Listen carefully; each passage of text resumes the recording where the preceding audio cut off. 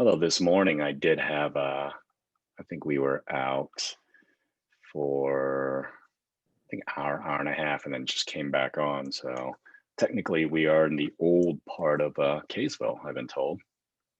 We good? Okay, Quan, Dan, everyone online, we're now recording in live, so we're all set here. I've muted the group. And with that, Mr. Chair, we've got a quorum present. We're okay to start. You're ready. Okay.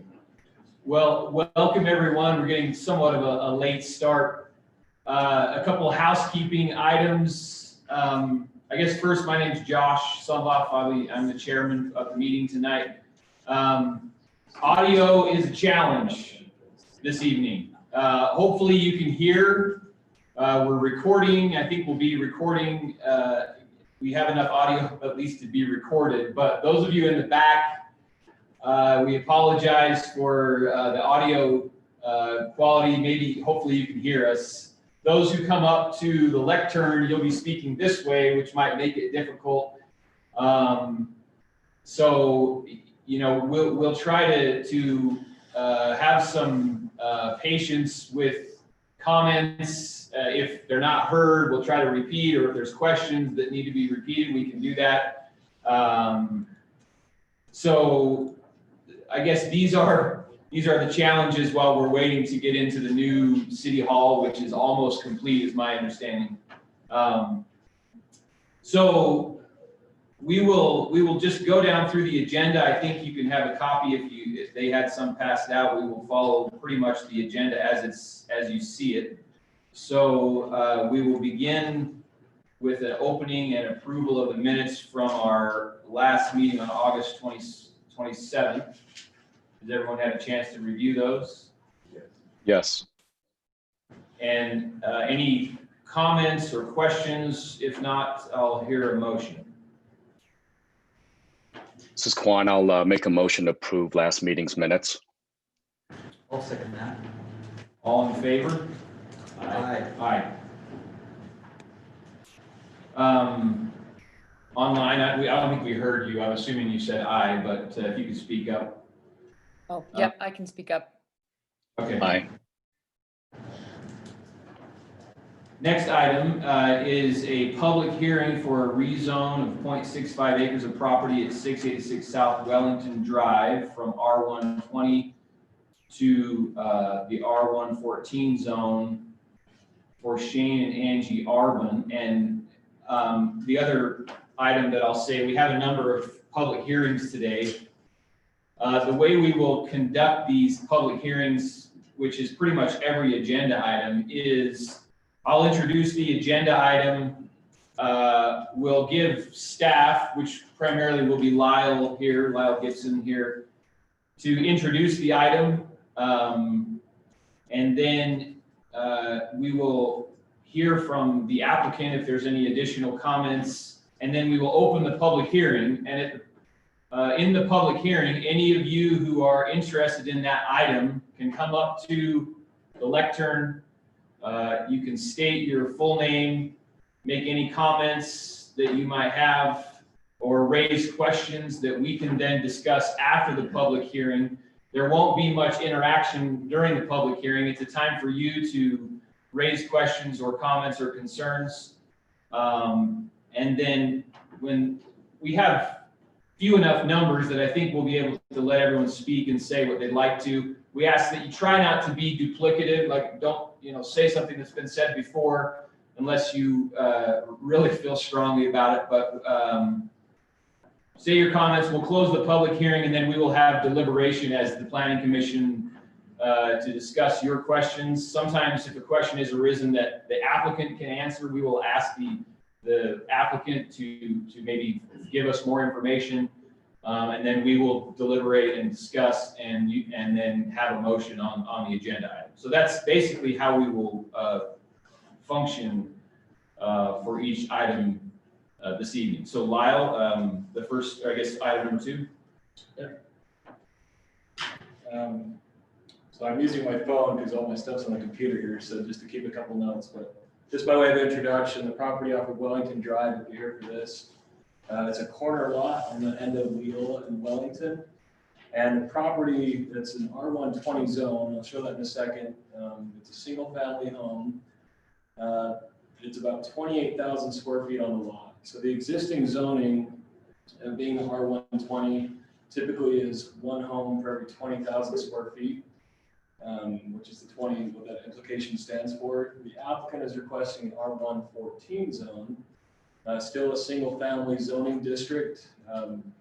All the uses, conditional uses, requirements are the same lot width, same setbacks, except for the difference being the lot size. And so the R114 is 1 unit per 14,000 square feet rather than 20. And so the indication here is a 28,000 plus square foot lot could then be split and a second lot created. The applicant, again, is showing just this lot here on the corner where they would create an additional lot. If this is approved, is the intention along Leola Street is where it would front. And this is just the general concept of that. I don't know if you can see too well with it, but the idea of the house that fronts Wellington would stay, and then a new house in its current backyard would front Leola Street. Here's some pictures of kind of the end of the road. So just to give you some context, there is no development west of this currently. It's our new highway, freeway that will be coming in the future. There's the yard now. You can see the power lines, and there are some homes to the north is the direction that this is currently looking. So again, this type of action, it's a legislative action, a rezone request. Your task tonight is the Planning Commission and coming up with a recommendation to the City Council. So we'll have the hearing as stated by the chair, where you can take comments on, is this something the neighbors feel is conducive with it? Do you feel it works in a specific location and meets the intent of the general plan? Ultimately, the City Council will have the final say on this, considering your recommendation this evening. So again, that's the big request, is the change of the zone would be an implication that an additional lot could be created. And that's what you're considering tonight. I turn it back to the chair to start the public hearing and be happy to take questions as they arise. The applicant is also here this evening to give additional details regarding his request. Okay. So if the applicant is here, if you want to add anything at this point, you can come up and state your name and maybe explain more than Lyle did, or if not, we can have a public hearing. So yeah, come on up. Okay. Can I pull this down a little? Yes, please. And when you do come up with the audio, you can take your mask off for a moment and tell us your name and things, and tell us, your comments once you come up here. So yeah. And furthermore, we have some very supportive neighbors. Next door neighbor right across the street are in support of this, but because of the mask situation and some of their political feelings, we didn't want to bring them and have them show without a mask or maybe wear a mask they feel uncomfortable. But anyhow, I think Lyle did a pretty good job of explaining it.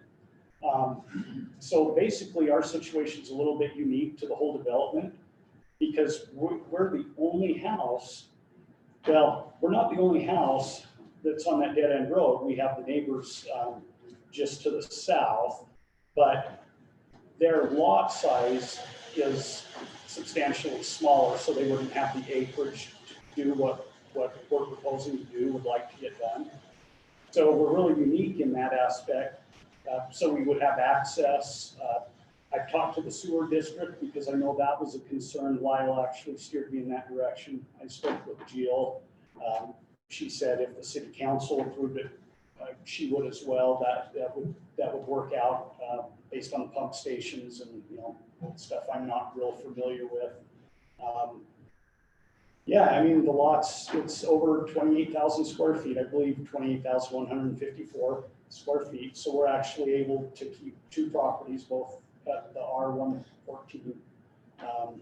And what our intent to do is to actually, at the end of the day, I guess it depends on a few determining factors. We'd actually we've lived here 13 years. We have kids in the school system. We don't plan on going anywhere. We'd actually like to possibly build on that lot right behind our home. So that's kind of our intent. If it was cost prohibitive, then we look at selling it at that point. But did you guys get the letter that Lyle, did they all receive that letter? Yes. So this may be a little redundant, but you know, just a couple things about it is, we just feel that would be the most effective use of the land. We don't have animals. We don't have any intent to really do anything with it. It's actually just too much to kind of, for what the situation we'd like. That being said, it backs up to the dead end, as you can see, and then there's a field, and it's our understanding that field would never be developed based on the power lines running through there, and then the North Davis corridor is actually coming right behind as well. So, you know, our hope is another home, if another home was there and we stayed in our existing home, it would kind of insulate us from that somewhat. If we were to build, we would build the house in such that the garage would be, you know, running along the fence and would block out road noise and headlights and things of that nature. So, you know, based on that, I think it makes good sense from our perspective. The other thing is what we did before we even got to this point, we talked to the neighbors. If you look at the neighbors just to the north of us, in my mind, if anybody would be impacted in any way, it would be them, although the house isn't obstructing anybody's view. It's literally behind our house is where it would be situated. But, you know, we felt it important to talk to them to maintain that relationship and see what their thoughts were. They're in full support. We did the same with the house across the street just to the south, the Sanders. They said they would be fine with that as well. And then we also, if you look at the corner, I guess to the east, the two corner lots, right, that's Mark Penn and Steve Bingham. We have both their blessings. And in fact, I don't know, Lyle, if Steve was actually going to reach out to you. He's out of town, but I don't know if he did or not, but he mentioned that he would do that. So and every other neighbor that we've talked to, you know, said, good luck, we hope it happens for you. So I guess the question I have for you guys, since the sign's been up, have you had any negative feedback? Have you had any questions or concerns? Because we personally have not. And if you have, please bring them to my attention. Maybe I could address them. And I'm not sure how this works. And I don't know, Lyle will have a better answer for that, but I think what we'll do now is, if you're okay, we'll hear, if anyone's here, we'll hear comments. Sure. And if there are other comments that have been submitted, I'm not aware of them that have been submitted prior to this. There perhaps has been, actually, we've seen a few for the agenda tonight. Between now, whatever our recommendation is, between now and the city council, you could talk to those people before the city council meeting. Gotcha. So yeah, so if you have something further, you can say that. Otherwise, we'll have the public hearing, and if there's any questions, then we might have you come back up. Let me ask you, since I'm kind of new to this and public speaking is not my forte, is what would you like to hear from me? Is there anything that I'm not saying that I should? Is there any questions you have in the back of your mind that? I can't speak for everyone. I think all of you guys. Sure. Sorry, that's addressed. Yeah, sure. I think, and if anyone wants to chime in, please, on the commission. I think usually we're pretty good. If we do have questions, we will ask either now or after the public hearing. So yeah. Okay, perfect. Yeah, just one last statement I'd like to say, you know, where we have the neighbors' blessings of, you know, everyone we talked to, and specifically the people right there closest to us. You know, from every perspective that I can think, there just really isn't a negative one or one that we can think of. And even in talking to other neighbors, we said, hey, you know, what's the downside? Well, and can't really see any. It just seems like the lot size, where it's located, how it's situated, just seems to kind of lend itself to something like this. And, you know, at the end of the day, it would be a huge help to me and my family as well. So. Okay. Thank you. Thank you. So we will now have the public hearing for this agenda item. If there's anyone that would like to come up and make a comment, now is the time.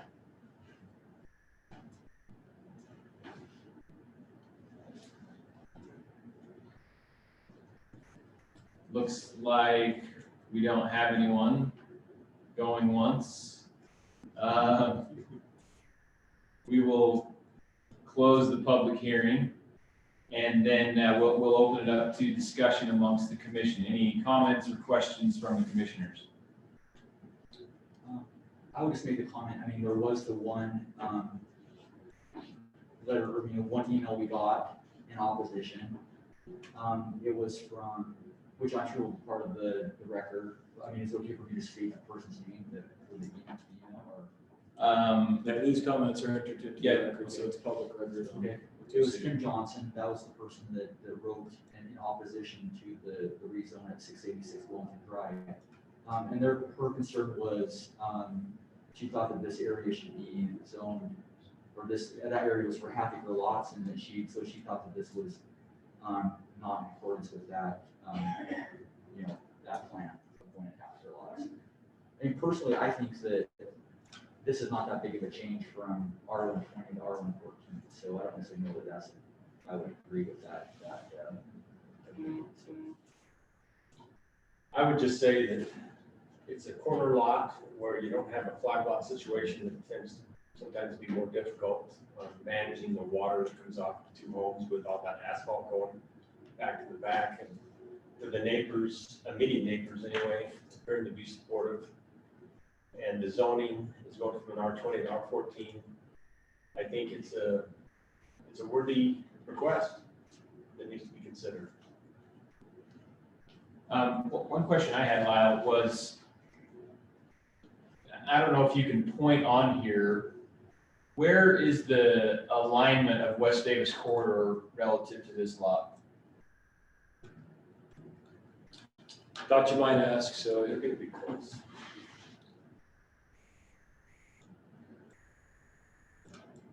So this is Leola Street with my mouse. The corridor, actual road alignment's out of it, so I believe Rocky Mountain Power owns the properties in between. But that would be its proximity. Is you can tell it's far from a construction detailed drawing, but this is UDOT's map. So Yeah, that's basically the right of way. So where your cursor is, Rocky Mountain Power owns that, is what you understand? I believe that's the case. I can confirm that if we need to. And the transmission lines are not right there, are they, or are they somewhere else? Is that where they are? Yeah. Okay. You can see. Get dizzy here for a second. Okay, So these there. are some of the large transmission lines and the poles, so you can get an idea what that alignment is, where those poles stand. These are some other shadows as well. And so this lot is closer to those than it is to the corridor itself. Yeah. Any other comments or questions from the commission? I was just going to state perhaps for Mr. Harwood and then the commission. So I know Mr. Steve Baden was asked. I don't think he's reached out to me just yet. So that could be something that if you want to hear his comments, you could share with the city council.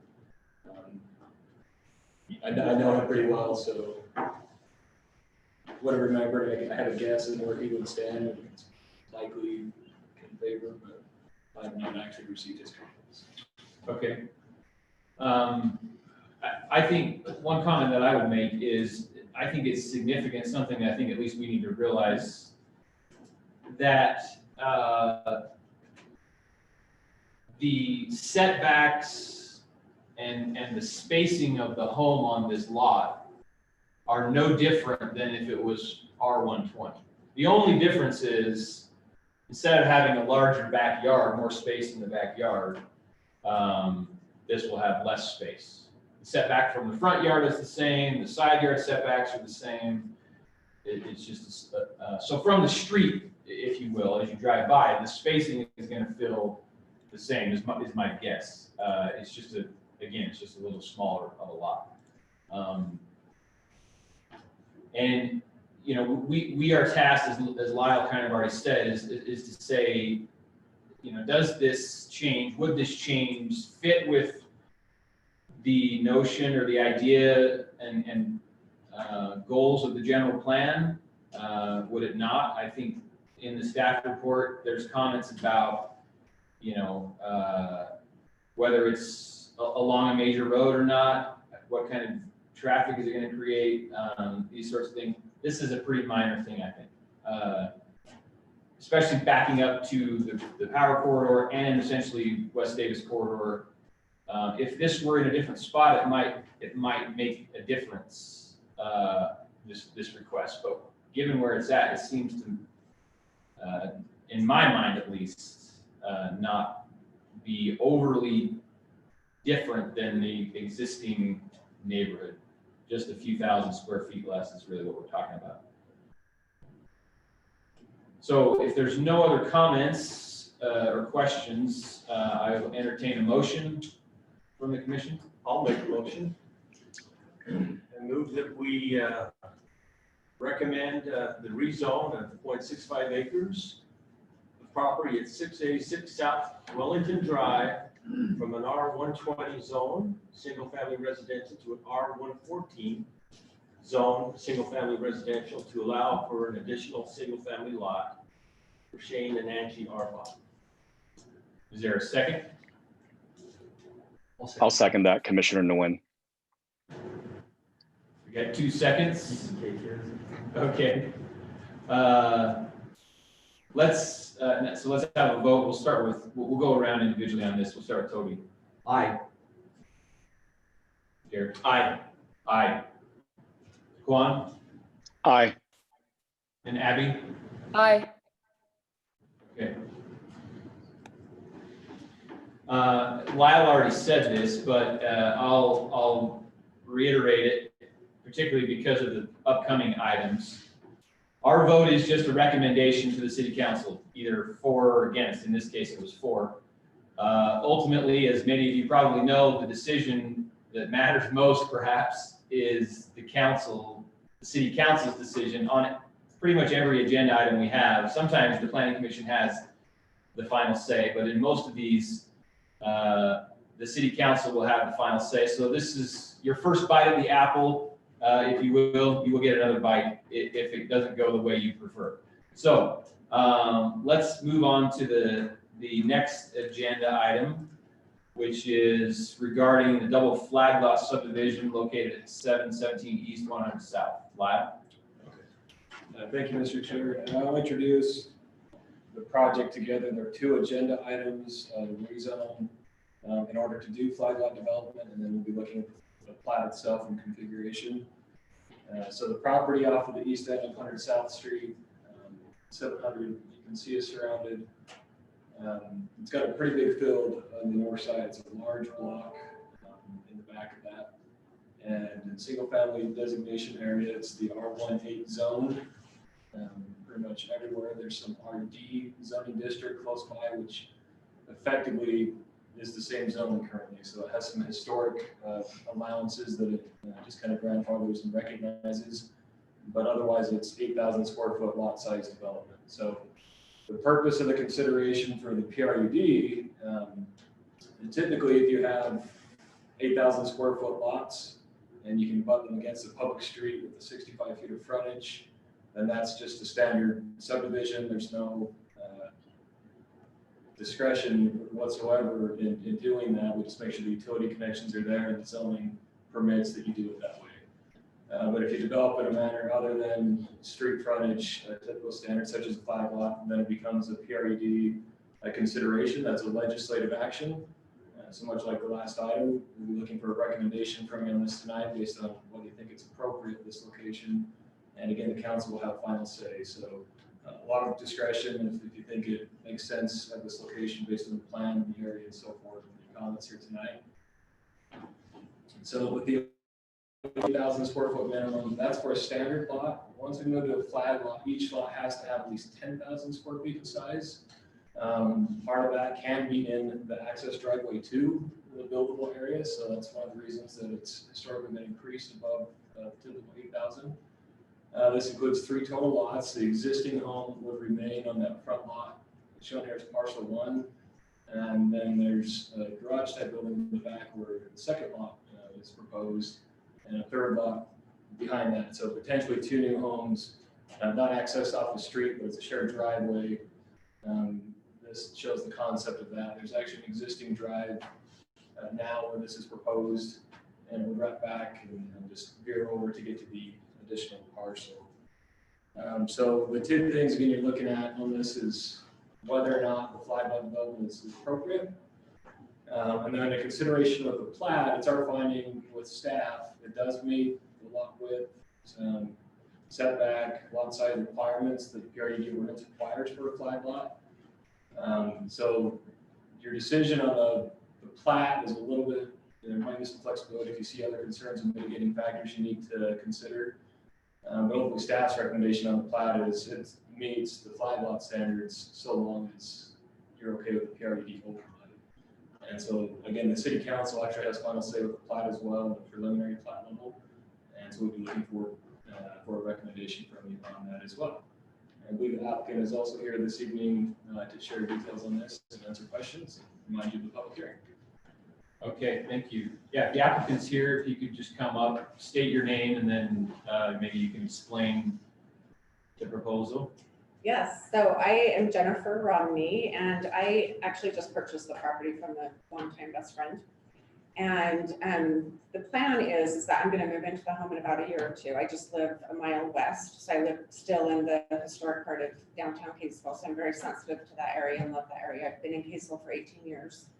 And my home before that was just a mile north by the cemetery. So I've been in the same mile radius living for 18 years. And I have met some of my neighbors, and obviously a lot of them are here tonight because I have not had the chance to talk to them.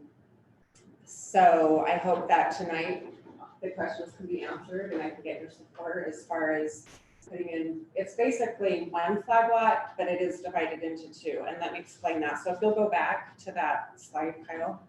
So I have worked quite a bit with a professional surveyor to come up with this. I've worked with Kyle. We've gone over different ideas.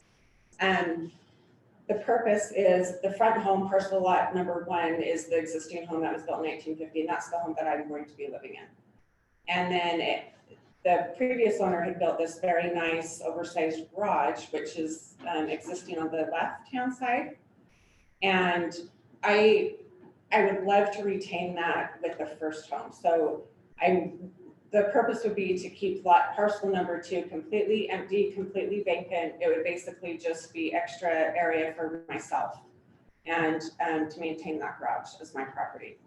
And then the third parcel would be the one that down the road, I don't have any immediate plans to sell that piece of property. It's more just to have that developed now, or at least as a separate parcel now, so that if something happened long-term, I could. I've got 5 children, and it would be nice to have them be able to build a home. I've worked in design and construction for 25 years, and I'm very, very conscious to the way that this home would look. I would have very strict R&Rs on what this home could be. It would actually only be the same size as the front home. I could go ahead and develop that whole back lot, sell it for a lot more money, and have a big, huge 5,000 square foot house there, but I would never, ever do that to that area. I don't think it's appropriate for that area. The home that would be there would only be able to be about 1,900 square feet to maximum about 3,000 square feet. So it's a small home. It would fit in right exactly with what the neighbor's square footages are. And the way it is positioned is unique. And that also brings up the fact that there is no visibility from if you look at the north end of that property behind what would be parcel number 3, there are 60 to 70 foot trees on that back end. So you can see those huge trees that kind of line up. There used to be a canal going through there. And so all those trees line an old canal, and they're, 100 years old type trees. You can see how deep all of these adjacent neighbors' backyards are. The only one, and it would look exactly identical to the front view of the property as existing with the green home on the right-hand side in the garage. That is all you would be able to see from the street. And you would never even see that developed lot if I ever did sell it, lot number 3. The garage that was built there is already covering and would hide that existing that new development in the back from the west side neighbor. I'm happy to follow any kind of recommendation if I had to put in a privacy fence along that east side. Those neighbors can see that development, but those two lots right there would be the only ones that would be able to see it. On the parcel number 3 on the east side, the one with the white roof and the one with the chocolate roof. So I'm happy to plant trees. I'm happy to do whatever it would take, but it's just such a large piece of land. I also know how hard it is to come across property in East Kaysville that's viable for small homes. A lot of the lots that are now currently on the market are 375,000 or 275,000, and they are in West Kaysville. So it's very, very hard to be able to find small parcels for a small starter home up in Kaysville, which most of these are small starter homes.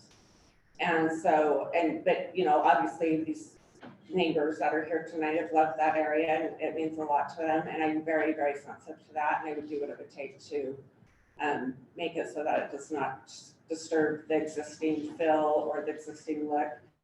There are 2 other flag lots in that block that have been approved by the city previously. There's one that they did a very nice job on the you can see back on the, is that 200 south? Or no, that would be Center Street. Up on Center Street, there's that flag lot. And I don't think that that's had a huge impact on that neighborhood. I think it's actually, if anything, added value to the neighborhood. It is quite a bigger home than I would be allowing on my property. There's also a flag lot right there that is just that vacant, which is pretty much what mine would be doing also. So I know that I've probably erred on having should have talked to my neighbors. Neighbors, obviously, they're here. They don't know me, so they don't. I think if it was Bruce Lashona not standing here, I don't think that they would probably, as many would be here. But I do feel that I would be very sensitive and make it fit in accordingly as far as size, style, and make that's historic downtown. And I think it's what makes it unique to having all those homes built in the 50s and 60s. So I would want to maintain that same style. Okay. If we have any questions or things to bring you back up, we will let you know. Okay, thank you. Thank you.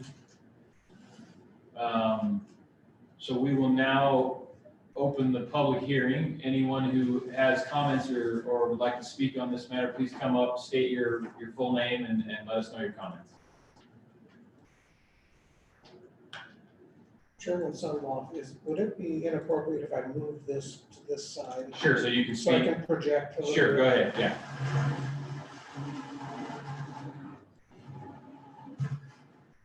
Lyle, do you have a clicker? I do, but I don't have any USB ports for you, so. Okay, then Wait, just point it to that, it'll be my click. Commissioners, thank you for taking the time to listen to a few of us tonight. I, for one, know that you are the truly volunteer positions in government. So thank you for your service. My name is Gail Miller.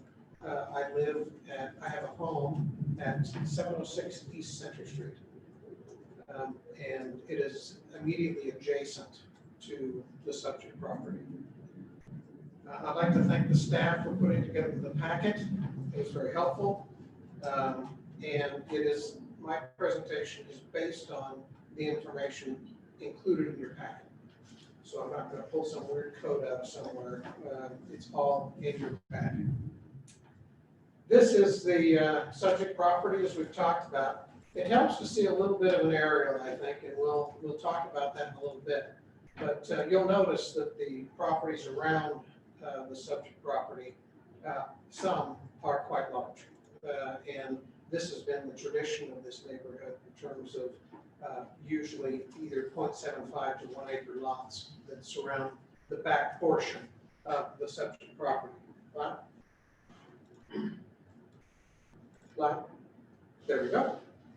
One thing of note, to the southeast of this neighborhood is Burton Elementary School.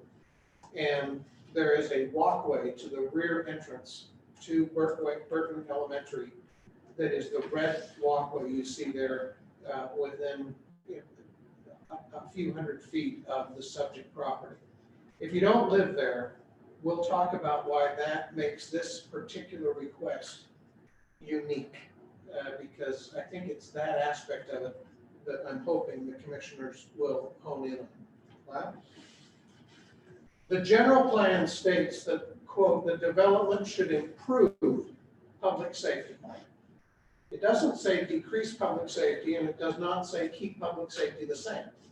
In your packet, it says that development in the city should improve public safety.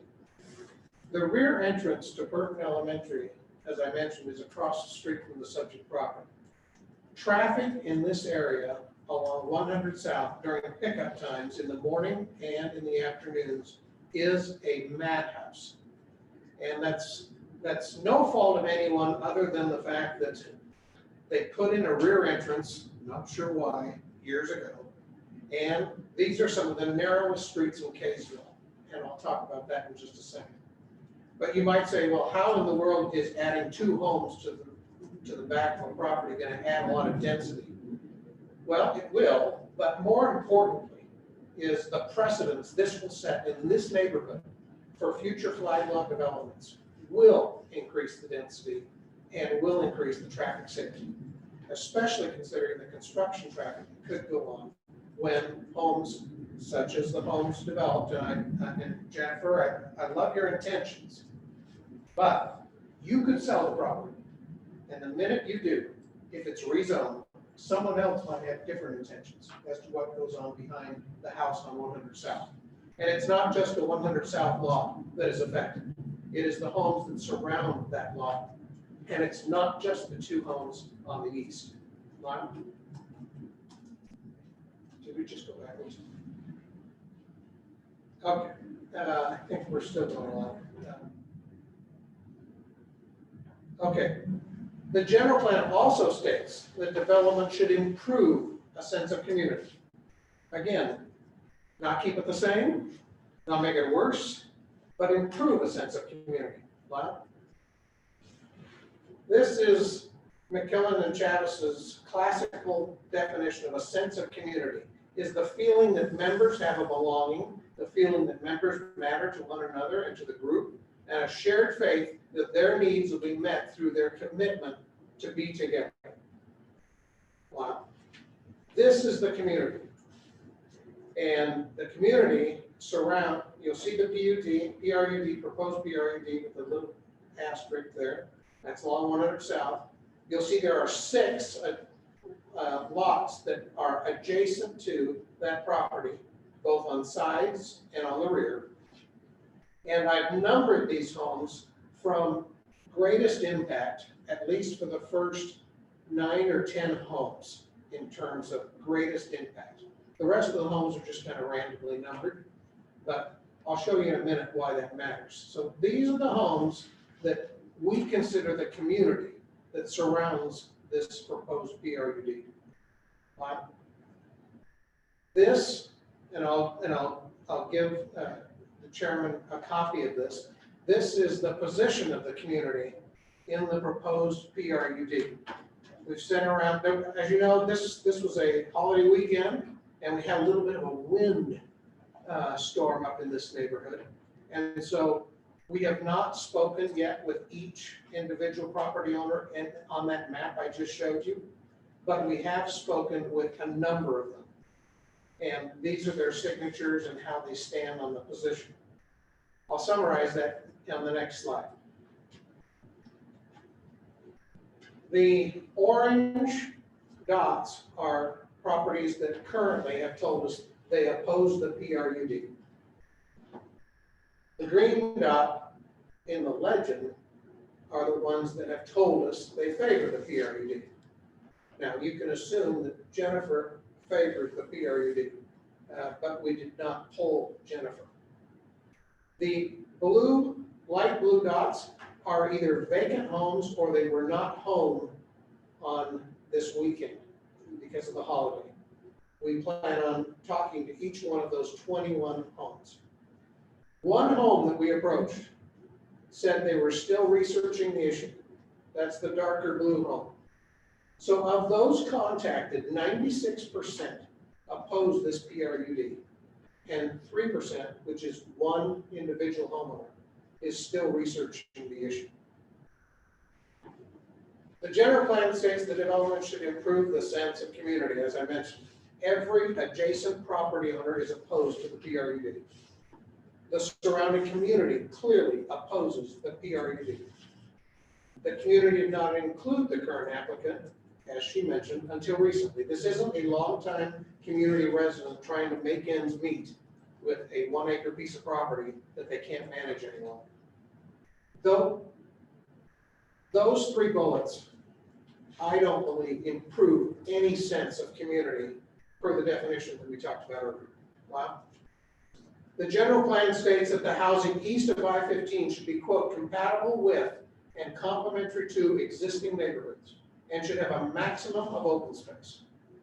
The proposed PRD is not compatible and is not complementary to the existing neighborhood.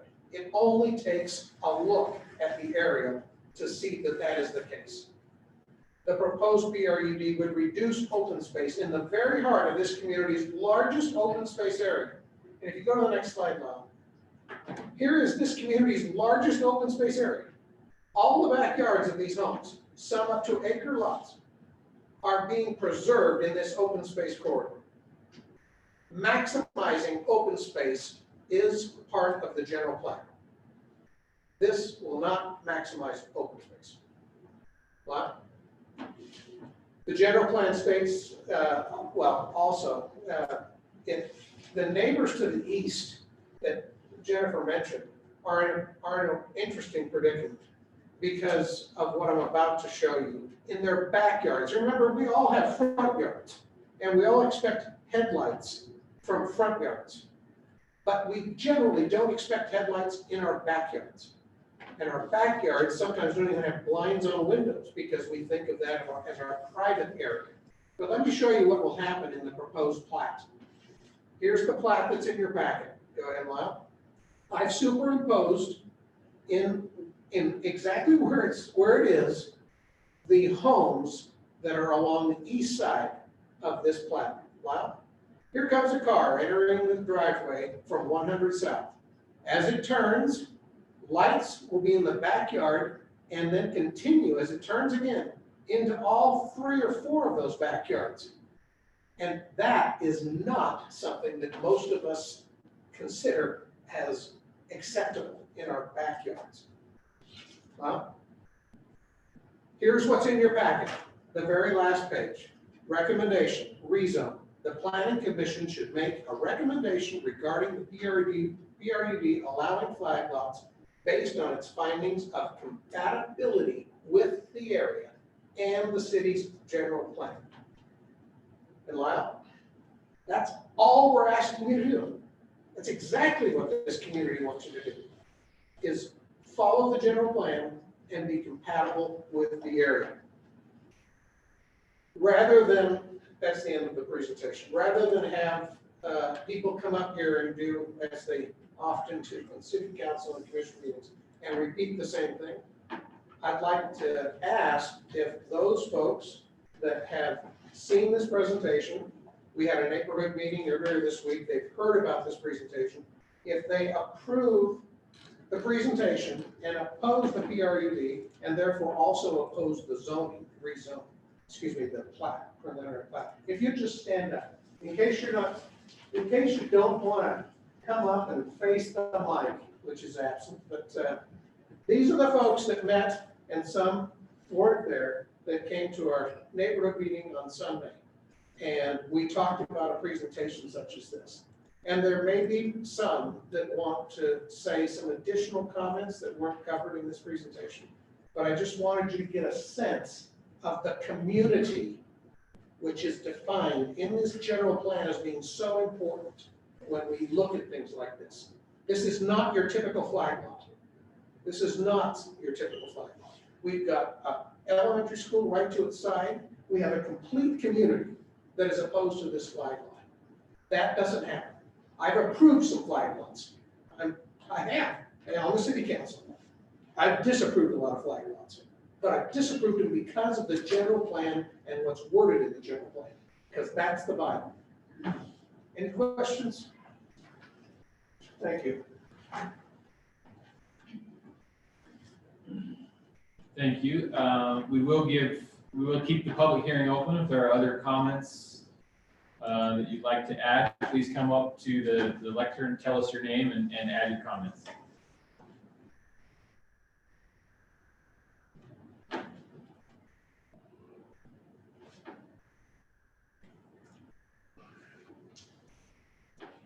My name is Adeline Parkin.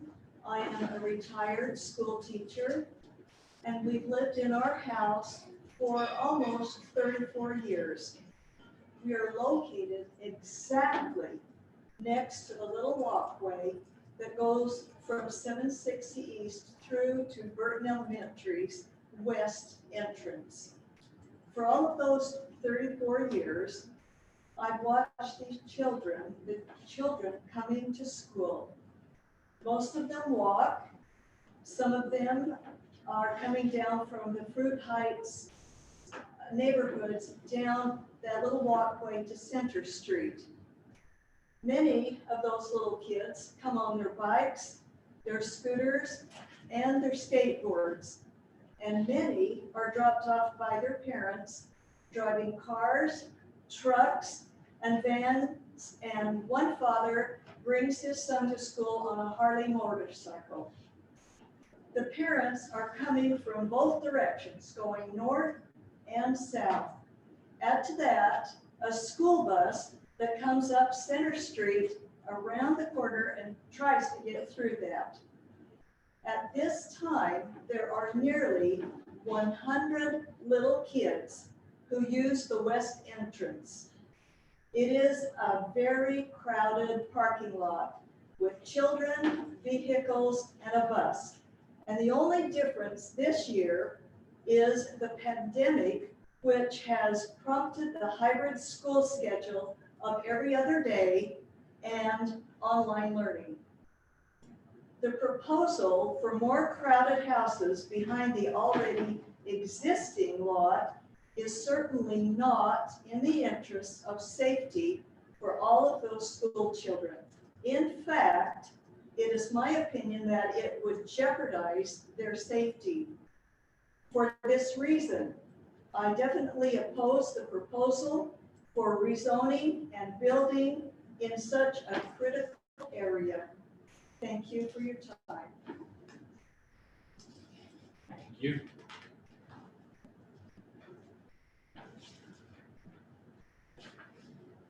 I'm David Booth. I live on 668 East Center Street, so it doesn't join this property, but I have the unique position that the two other flag lots, the one in the west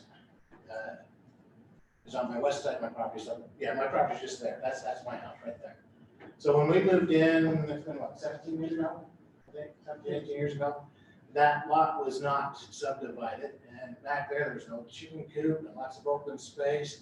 And that's really what drew us to this neighborhood. It took us 9 months to find what we were looking for. We found it in this neighborhood, in that it was an existing neighborhood where we didn't worry about subdivisions and growth and stuff like that. Beautiful, mature trees and lots of open space in that inner block. That's what drew us to this neighborhood. And that open space is precious. And I think that's why it's in the city's general plan to preserve that open space, is because all of us see the development that's going on all along the Wasatch Front. And our open space is going down and down and down.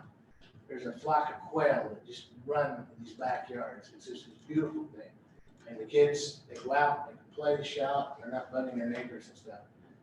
So, you know, we've seen these two flag lots come in. Hasn't been a tremendous impact, but we need to preserve what's left. Thank you.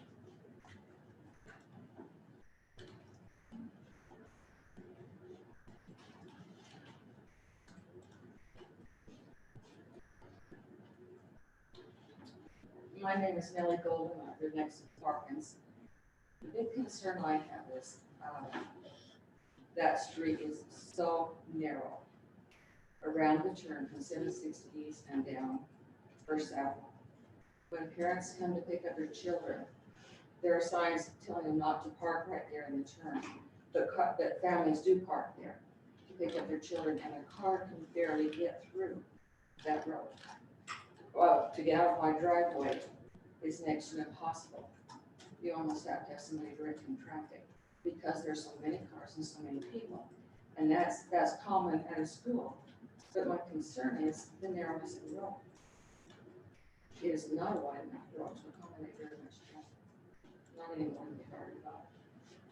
So that's just my concern.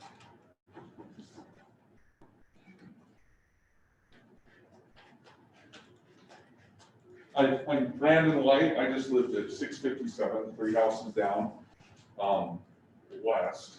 And I'm a police officer. I've been a police officer for over 20 years.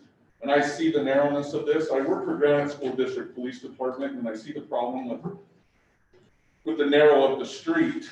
If you allow this, other people are going to come in and buy these additional flag lots, and it's going to create a hazard for those children as they walk. Sorry, I'll take this off. As they walk out onto the street, as narrow as it is, I'm surprised we haven't had any children hit with cars as it is. You know, some people treat it like it's the Autobahn sometimes, and they cruise up and down there anyways.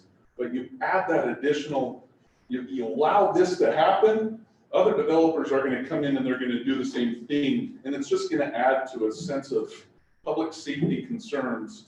And I'll be honest, I love these little kids in our neighborhood, and that walk through. Last thing I'd want to see is any of them hit by a car.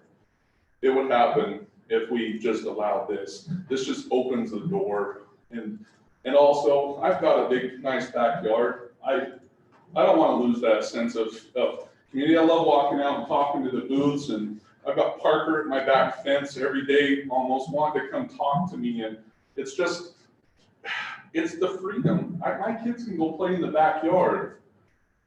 You allow this, I'm not kidding, it's going to take away that from our sense of community, and it's also going to create public safety. So that's my 2 cents, and thank you for your time. Thank you.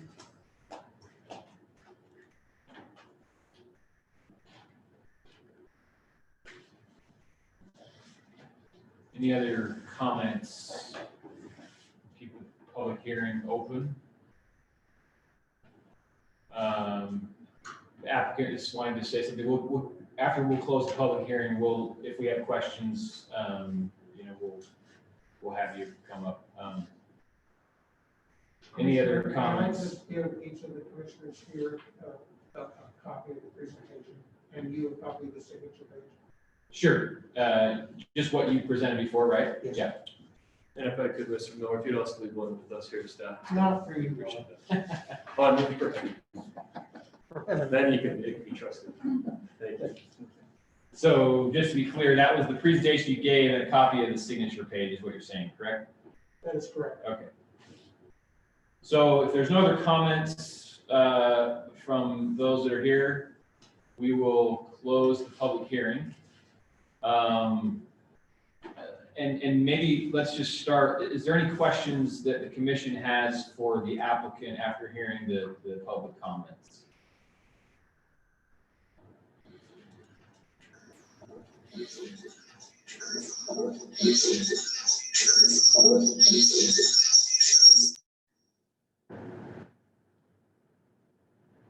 Toby? I guess I have a question.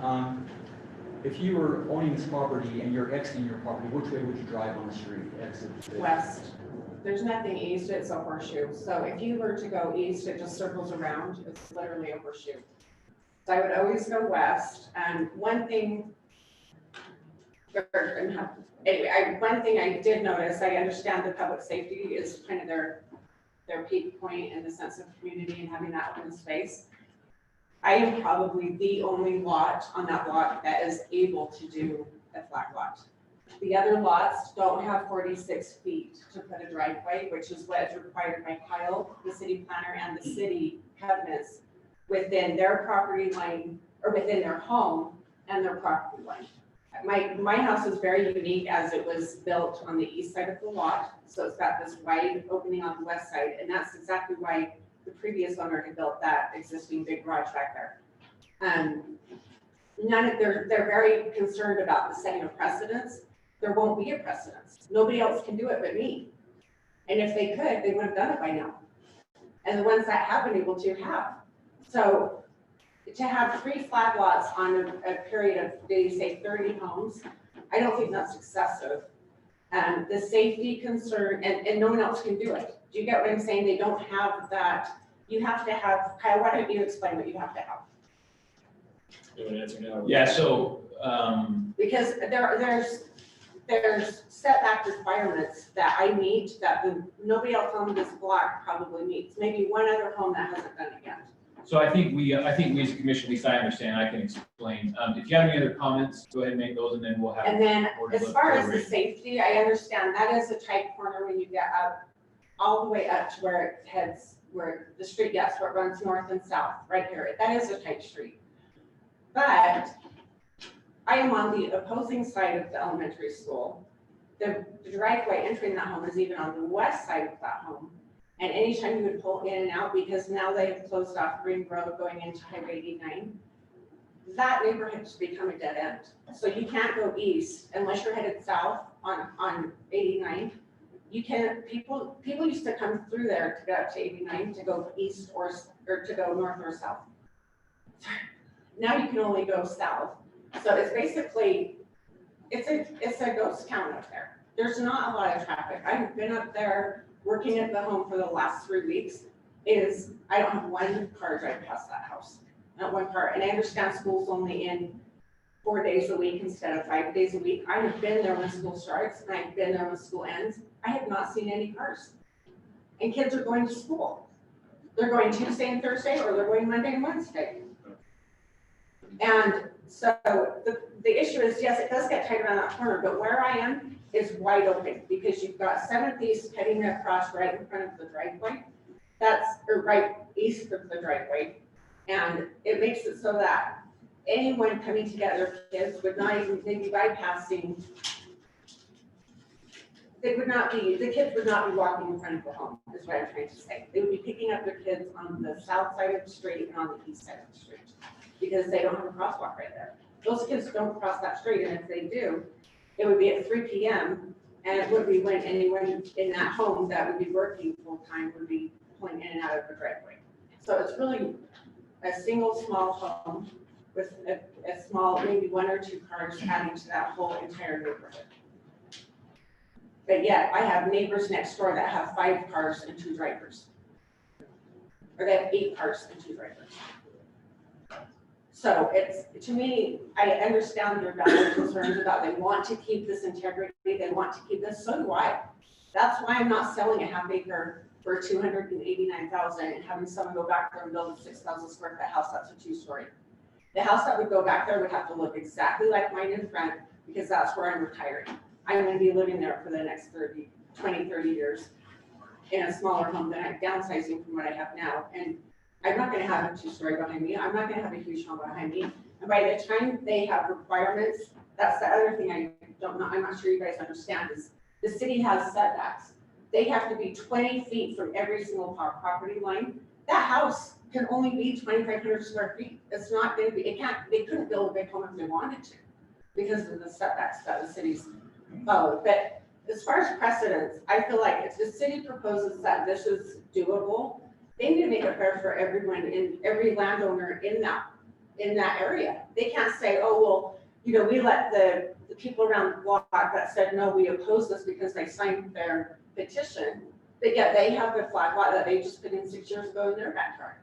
Or the people adjacent that signed it that have a flag, that are the flag lot. They showed stars on those saying that they denied my flag lot, but yet they live on a flag lot. They purchased a flag lot. They developed a flag lot. So I don't see where the city would come up with, and what's interesting is Katie Witt recently even added to this. She now added that you can do it in cul-de-sacs, which cul-de-sacs is tight enough with all the garbage cans and the mailboxes and everything where you've got all those, the short frontages out the front.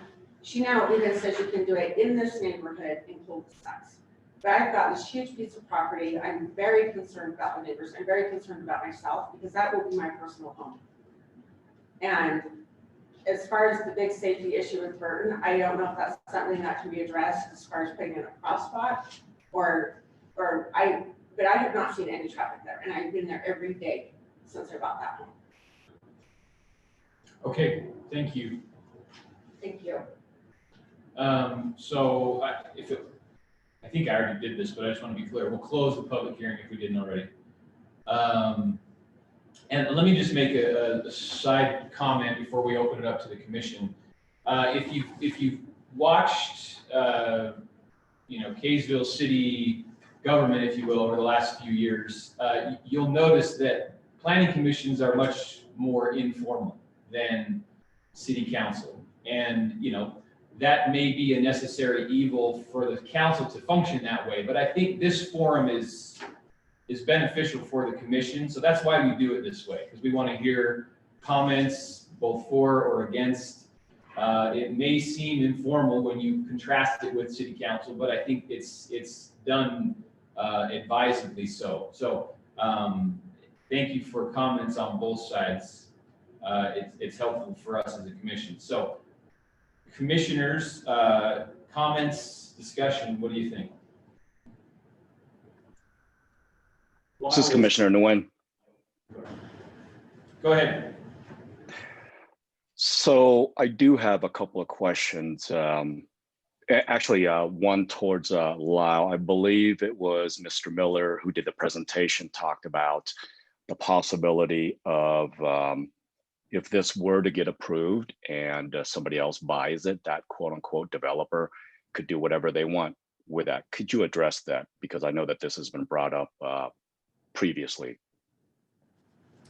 Yeah, so what the commission should consider, no matter who moves forward with the project, is what the potential change would allow. Any property owner would be subject to the same rules, restrictions, regulations, and whatever is decided. So there is the potential that we don't stop people from buying and selling property in town, but it could trade hands. So you have to take that into consideration. It could be, you need to feel comfortable that the zoning and requesting project type, no matter who does it, is something that you would feel is acceptable as a city. If there are specific concerns, it's not been put before you, but there is the potential through legislative decision-making to put additional restraints or requirements on a property that could be considered, and that could be something that's recorded against it, but again, would be something that any property owner would have to follow if that's the will of ultimately the city council. So if that answers the question, perhaps one is, yeah, you should consider what anybody could do with it, but everybody would have the same restrictions. Wow. So when I think about this, I've got a couple of comments. Obviously, I appreciate everybody for coming in and voicing your opinion, exercising your civic duty rights. That was a very well presentation. I do ask, though, the applicant, she mentioned that she's done this, I guess, development before. So my question back to her is, if you did and you didn't reach out to the neighbors, I'm just curious why, because obviously there's a lot of opposition. So I have not done this kind of development before. Sorry. I have not done this kind of development before. I've been in design, architecture, and construction for 25 years. So I'm very sensitive to how things look. I'm very sensitive to scale. I'm very sensitive to keeping older homes old. I currently live in an old historic home that I've been restoring. I plan to keep this home as is. I don't plan to remodel. I don't plan to add on.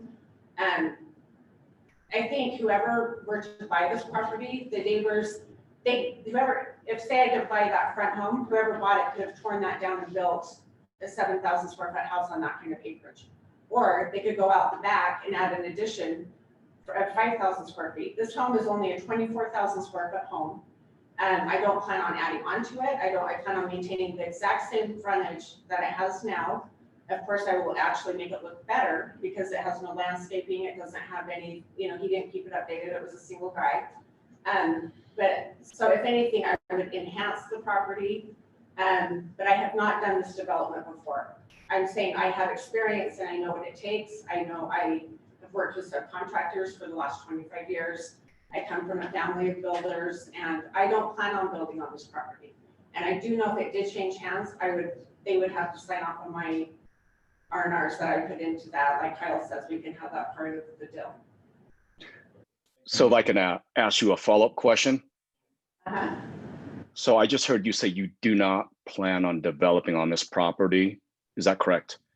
I personally don't plan on using, I in the beginning mentioned that lot number 2, I plan to stay vacant. And it's actually to kind of make it include, to be basically my backyard and my garage. And the reason why is because it would be really sad to take down a $50,000 garage that's basically brand new to put in a straight driveway and do the flag lot in the same exact spot. So I'm trying to preserve what's there. I'm trying to preserve so that it does not affect the appearance from the front. You see exactly what you see. I know that they had opposing neighbors on the build of the garage and that the city passed that. But I do not, I mean, I think eventually I would sell lot number 3 and yes, that person has the choice to build on it. But I do not have to sell lot number 2. I'm sorry, lot number 1 or lot number 2. They would remain mine. I'm trying to make it so that I have that open space. I don't want to be, you know, right there, but where it has 20-foot setbacks and where these neighbors live on 3/4 acres, this isn't a house that they're even gonna see. There's 70-foot trees covering this home where it would have to be built.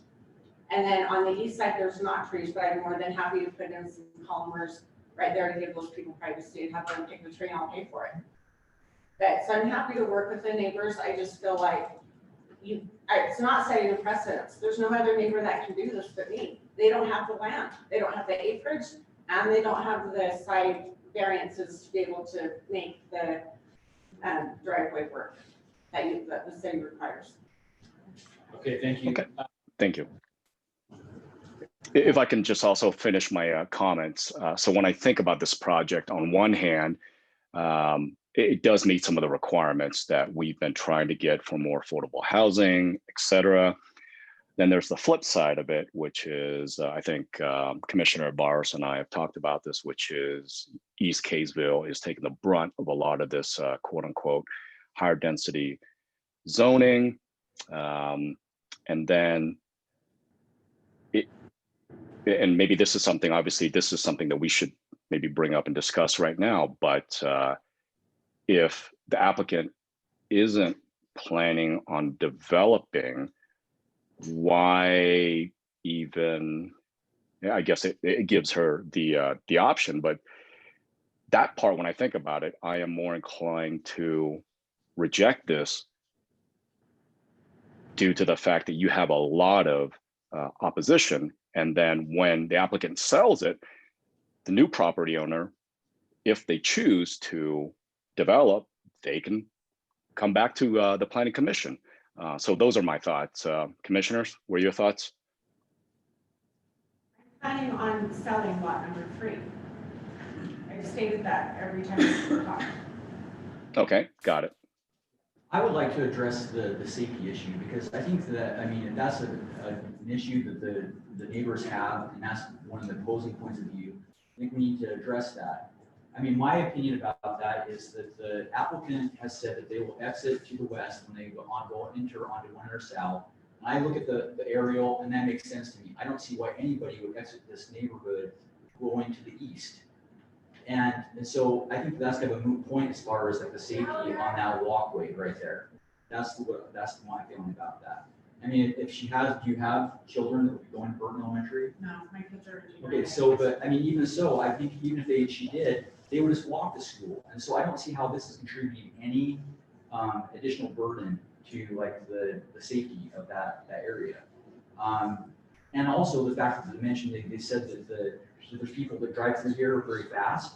This applicant shouldn't be responsible for the people that are driving past on that road. If it's a narrow road, they should be responsible for the narrowness of the road being a problem for the safety. And I don't think that their application is putting any more burden on this area because they're not going to be driving that direction towards that lane. So that's my thoughts about the safety. I don't think that that's, for me, is an issue. I would say I would not be opposed to approving it based on that impact of safety. As far as the sense of community, I mean, I'll say this. I mean, I've been where you guys are at. I can speak from experience. I lived in a Mount Hollow area. Juan mentioned that. I lived across an open vacant lot that was about 2 or 4 acres, much bigger than this. I saw like 28 units come in across the street. And, you know, and a lot of the neighbors opposed for exactly the same reason. They said, you know what, we want to preserve the open space. We want to preserve the feel of the area. We want safety. And you know what, what's interesting about this is that my thoughts have changed. I've looked at that. Those are productive citizens. There's a highway patrolman that lives in that area. If that would have been built, those people could live there. And it provided affordable housing for 28 families. And you know what? There's not been any, as far as I'm aware, no instance for safety. And that was 28 units right across the street from me. Also, as far as like people made arguments about the values of properties going up, that hasn't been up-realized. So I guess what I'm saying is that I just don't think that those are people that live there and they're contributing to the community. I don't think that these people, what you're basically saying is that they're going to be drawing the neighborhood down by living there. I think that they would be productive citizens. I think we should give them the chance to build the land, you know, build that land and allow them affordable housing. So, I mean, that's what my feelings would be. Okay. Lyle, can you confirm if all of the homes that adjoin this property and that Mr. Miller had his presentation and that signed this list, can you confirm that this is the only lot that has enough frontage to allow for a flag lot? Not with 100% certainty, but I'll tell you the challenge and what the applicant's referring to. So you have a lot of very large lots as far as acreage, not only in this block, but in this part of town at large. We get interest regularly in our office of people who would love to do something in their backyard. And the issue almost always is how wide the lot is. Right. So in order to do it, you have to have your standard 65-foot frontage on your first lot, plus at least an extra 30 feet on top of that. So if you're not 95 feet or more in width, then you're dead on arrival right there. And then the other piece comes to where the home is. So even if you have that width, you have to have enough space on the side of the existing home. So you either need to be willing to tear down the house and build something that 38 feet's the magic number, 46 is for the double flag lot that was mentioned. Yeah. You have to have at least 38 feet from the side of your house to your fence line to do even one flag lot, 46 to be able to do 2. So it's just so rare. You can look at the image. Most people build to the setbacks on their lots where they've only got 8 or 10 feet on either side of the home. Plus they're just the style of development, narrower, deeper lots. So I don't know for certain that nobody else can, but that's the typical challenge. Just look at it where you kind of see what you're saying. Go back to the zoning map. It's a little broader view.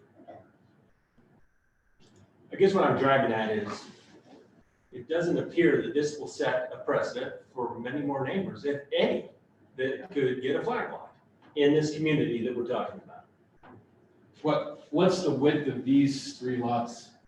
Because they look like they're the same width.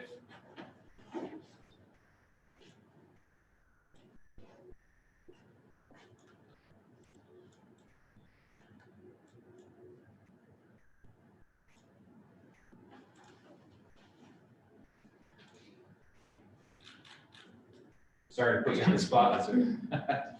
Yeah, I can get that. It's taking just about 1 more minute if you want to continue. Okay, well, I'll just make a comment. I'm very sympathetic to the feelings of the neighbors, and I think Mr. Miller did a wonderful job in summarizing what he did. And in my professional life, I deal with, mostly indirectly, with a lot of development. And there's always a common denominator against any new development. or improving the density so that there's more affordable housing, and it's always safety and kids getting run over things, and I'm sorry, but I know it's a concern, but you can manage that kind of concern with crosswalks and other ways, and my bigger concern is, what about our kids, what about a mother-in-law or a father-in-law that need to be taken care of, and they wanna live close to someone that can take care of them? Wouldn't we wanna be able to allow these kind of scenarios to play out, so you can build a smaller house behind the house, take care of younger married kids that can't afford to live in other places, or take care of parents, or, I mean, somehow we've got to find a balance with affordable housing and the concerns of those that don't want more density. And that's just a comment.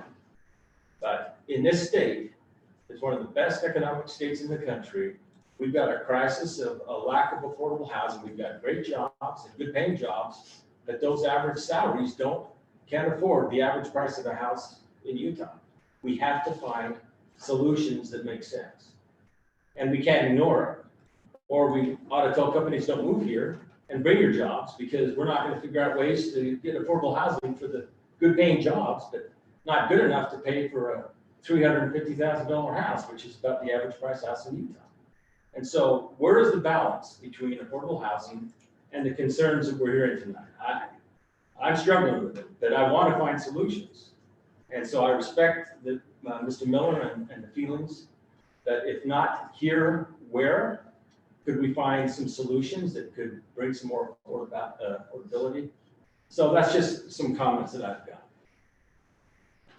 Did you find out what? Yes, to answer your question, and a minor correction of my comments earlier, so 64 feet is actually the minimum lot width, not 65 is what I stated, so. Okay. You'll see a few that are at that minimum 64. You're saying 64 foot is the minimum lot width for this zone? For a standard lot is the minimum in the zone. So Okay. these ones that were asked about are 93, 95, so at least two of them are wide enough that they add an additional 30 feet to the frontage. So there are some lots that have width, you see 112, 97. So the home becomes the second factor of Then how they practical. probably have to tear down the house to make it a flat. But so then if I, just to clarify, the 295 lots, looked like there was 295 and 193. The 295 lots could add one flag lot. They don't have enough for a double flag lot. Correct. Okay. Unless people were to assemble property and get creative on how they combine it, maybe that's an option. But on their own, you have to have 30 feet for one flag lot and 38 for a second, and they would not be wide enough to, on their own, create that second flag lot. So I'll just add a comment at this point because it's kind of a logical spot. You know, I also appreciate all the comments, and I'm torn on this. I don't know, to be honest, where I fall ultimately. One thing I will say is the comment on one hand that I heard from some of the citizens is if 3 lots are approved, in other words, a double flag lot is approved, yet Ms. Romney is saying she's not going to develop, or she's not going to build on one of them, that still leaves open the door for someone to come in later if she were to sell, for example, and then 3 homes could be built on there. I hear that comment.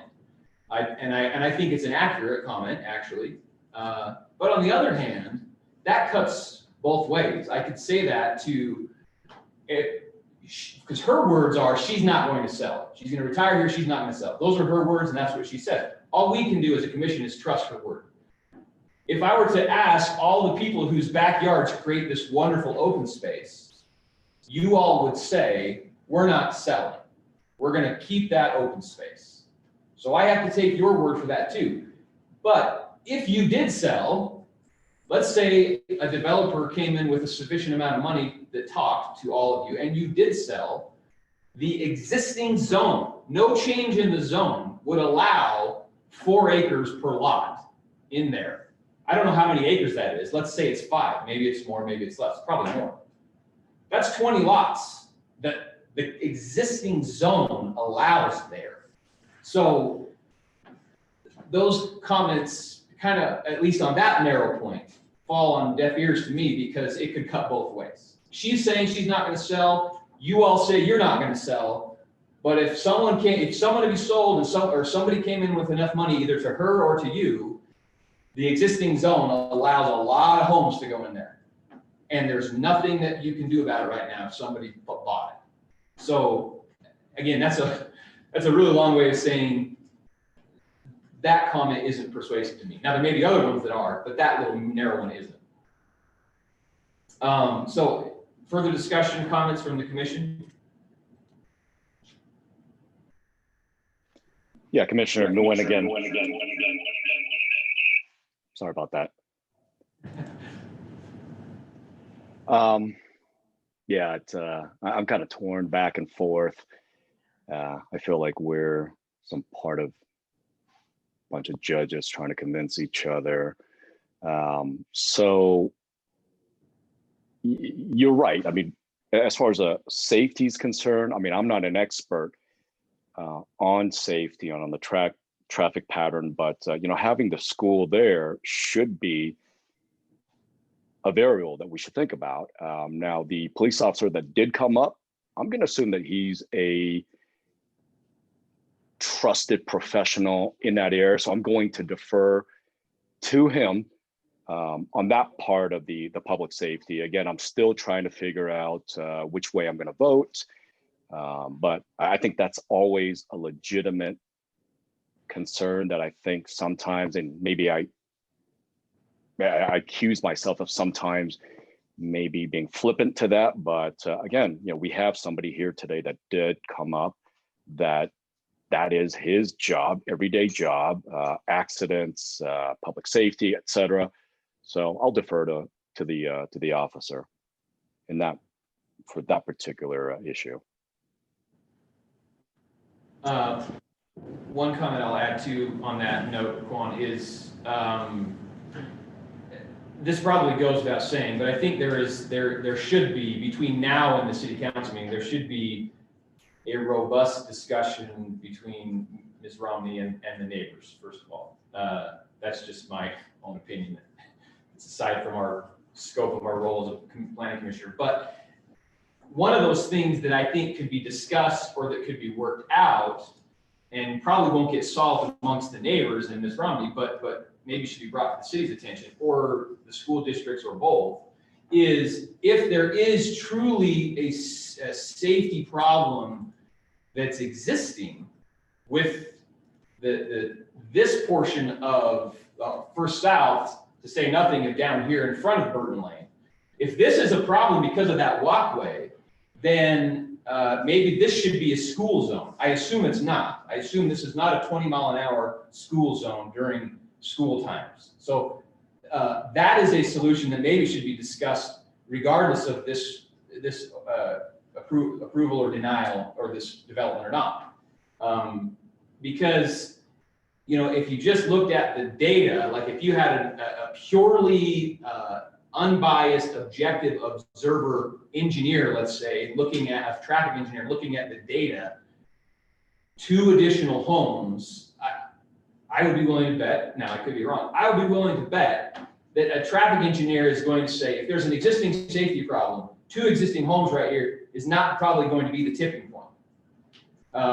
Perhaps I'm wrong, who knows? But it seems like that's probably not going to be a tipping point for creating a bad situation and making it untenable. But if it's bad enough, a 20-mile-an-hour school zone maybe should happen here in addition to what I'm guessing is already down over here in front of Burton Lane. And if it were to get approved by the city council, then maybe it's even more important to have that conversation. But I throw that in because there should be things discussed, and hopefully there will be. It sounds like there will be. That's one that should be talked about, and maybe we can talk as a city. But if it warrants it, there's probably criteria that is involved in whether we decide to do that or not, or if the district decides to do that or not. We should probably look at it. I don't want to dominate. Any other comments?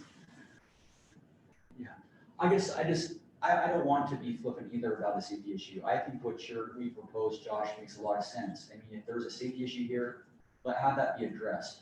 I guess I just want to be sympathetic to the applicant as well, because I mean, if there's an accident that occurs here after, if this was approved by the city council eventually, I mean, I wanted to just like think through that. Like, if that had happened, are we gonna blame Miss Romney for that when she's not the person that is like in the car that caused the accident? I mean, that doesn't seem like make a lot of sense to me.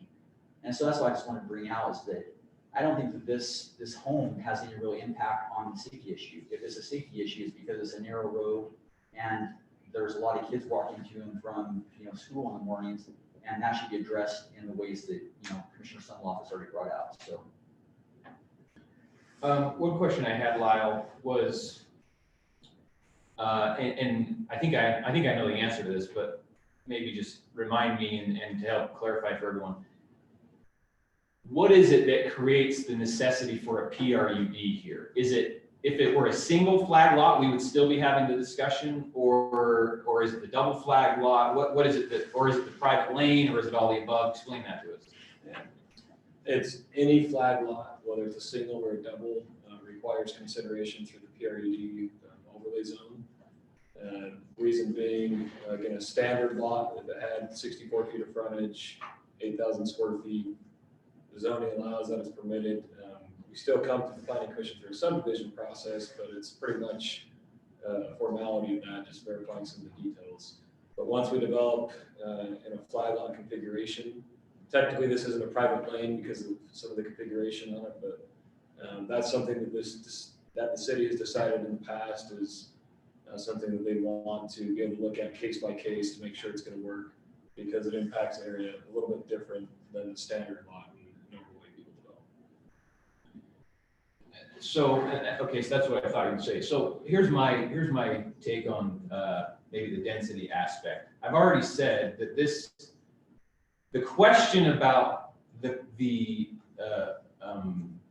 amount of density, which, as I always say, is a relative term. This is not really a dense area nor a dense proposal. But the question of density has already been answered here. This is not any more dense than the current zone allows. So the question we're talking about as a commission, I guess I'm talking to the commission, is flag lot considerations. The density is not the concern. In other words, what are we concerned about when we're talking about density? More cars, more homes that are changing the character of a neighborhood. This R18 zone already allows these size of lots, in fact, smaller lots than what's being proposed. The density and the things that come with it have already been answered, in my opinion. Our concern now is, what is it about the flag lot that's concerning? I think some things that were said are legitimate concerns with flag lots. It's looking into people's backyards, it's headlights in backyards. It's those kinds of things that make us hesitant, generally speaking, with flag lots. It's not, at least in my opinion, the things that we've heard. The things we've heard are important concerns. But R18 has already allowed those things. And this has been R18 for I don't know how long. That's sort of thinking on the fly here. I hadn't really thought through that, but as I sit here and listen to it, that just dawned on me that the density of R18 that's already allowed here is the legislative policy considerations for that decision have already been answered. Well, and I think that the applicant has said that they are willing to put a privacy fence or trees along that east, fence line, or that east boundary. And so I guess it comes down to, do we believe that that will mitigate the concerns, for the privacy? And if so, would that need to be written into the development agreement that she will provide those means of privacy? Yeah, and I mean, my thought on that would be interested in others. In my opinion, it's not going to eliminate the problem. It might mitigate it, but I don't think it will eliminate it. That's the nature of flag lots. You're just never going to eliminate. It's not going to be a vacant backyard. That's just, no matter how much lipstick you put on it with fences or what have you. So but that's important for us to think about it.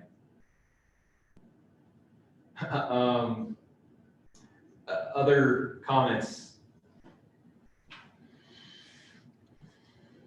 Commissioner Nguyen, again, hate to put Commissioner Hunt on the spot, but any thoughts on this? Would love to hear your opinion. Yeah, actually, most of the things I've thought of have pretty much already been brought up, which is why I hadn't really thought, I hadn't really made any comments, but as far as my opinion goes, obviously I agree with the safety issue, but I also agree with Commissioner Sunloff in that the area is already an R18. It's already covered by that. And as I was looking at the lot size, even putting in these 2 flag lots would still be larger than the minimum, I guess, that the area would allow for. And I just, as I go over it, I know we kind of already covered a lot of this, but I do think that there is a group of people that would be affected by this that are not here, and not just because they're neighbors that didn't come, but because, you know, as we've kind of talked about, they aren't in the equation yet. Maybe they would buy a house that's built on the back of this or not. And I think part of our responsibility in determining whether or not this flag lot is feasible is also considering them and what they could bring to Kaysville, which also probably has already been mentioned. But I do think if it's not really our place to determine the safety, then I would probably be in favor of this, even though I understand that we do in all of these developments need to find a balance between you know, maintaining what Kaysville is and what makes it a special place, but also allowing people who haven't had a chance to have access to it, if that makes any sense. Thank you. You know, maybe one thing I'll add, it seems like we may be near the end of our discussion, but maybe not. I'm not trying to foreclose anything, but let me just add something. And this is getting us back to some things that were already mentioned. And that is really the general plan. The general plan, which we're revising, but the one that's currently in existence, it gives us guiding principles for these questions. And some of them were already commented on.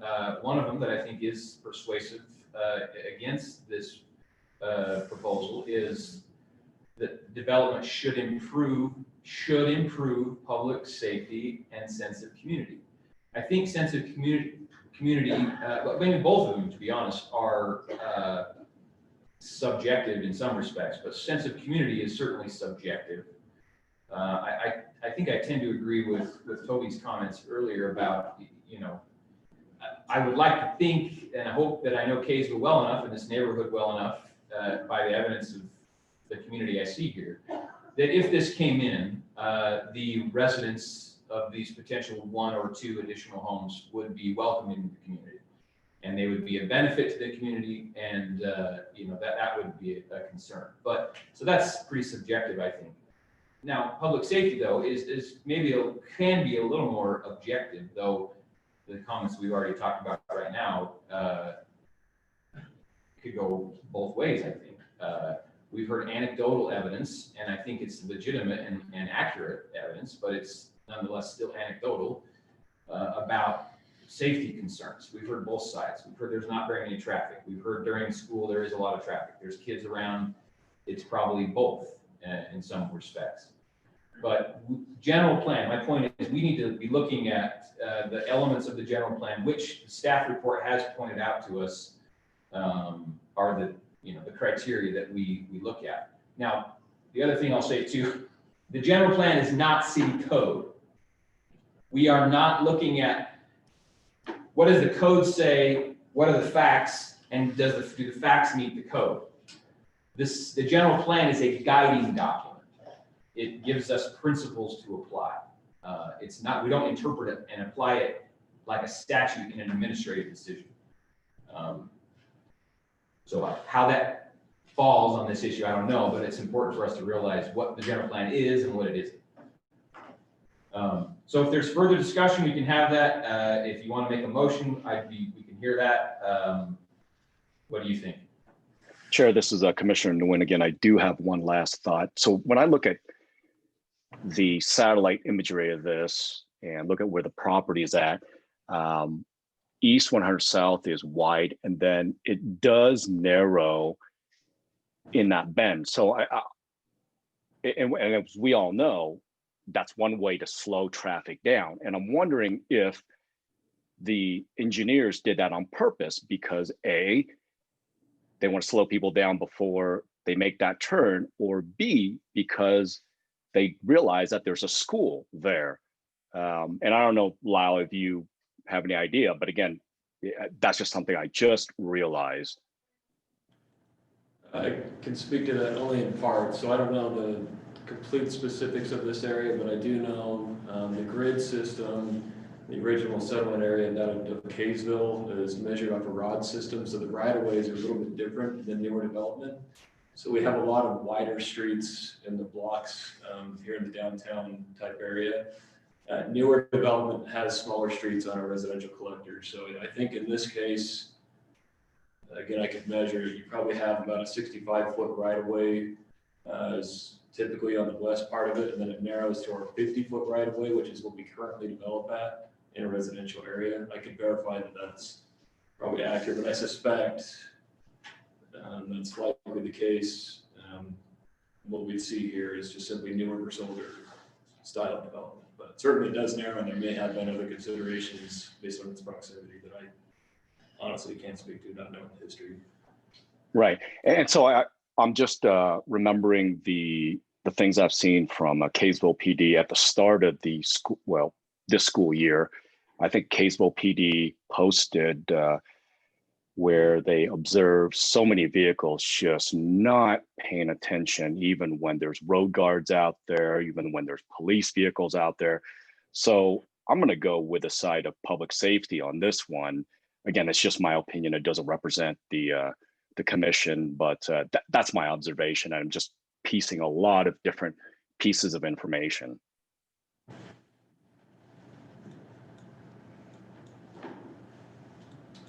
Okay. Further discussion? Or a motion, either one. I guess I just want to make one last comment. You mentioned the general plan, and I wrote down kind of a part of it where it talks about how it says the city will seek to provide a variety of housing choices throughout the community, including a means for allowing homes of a variety of sizes. And I just, as far as that goes, I feel like, I know it's just a guiding document, but I feel like at least in that term, this proposal kind of fits the bill on that one thing. I don't know if that's important, but. Thank you, Abby. I'll make a motion to approve the PRUD overlay zone and preliminary plat for the Romney double plat lot subdivision located at 717 East, 100 South. And just to be clear, we're recommending. Recommending to the city council for approval. That's your motion. Yes. Is there a second? I'll second it. Okay, we have a motion and a second. Jared, we'll begin with you. Aye. I guess that your feet are held to the fire at some point, aren't they? I have to decide.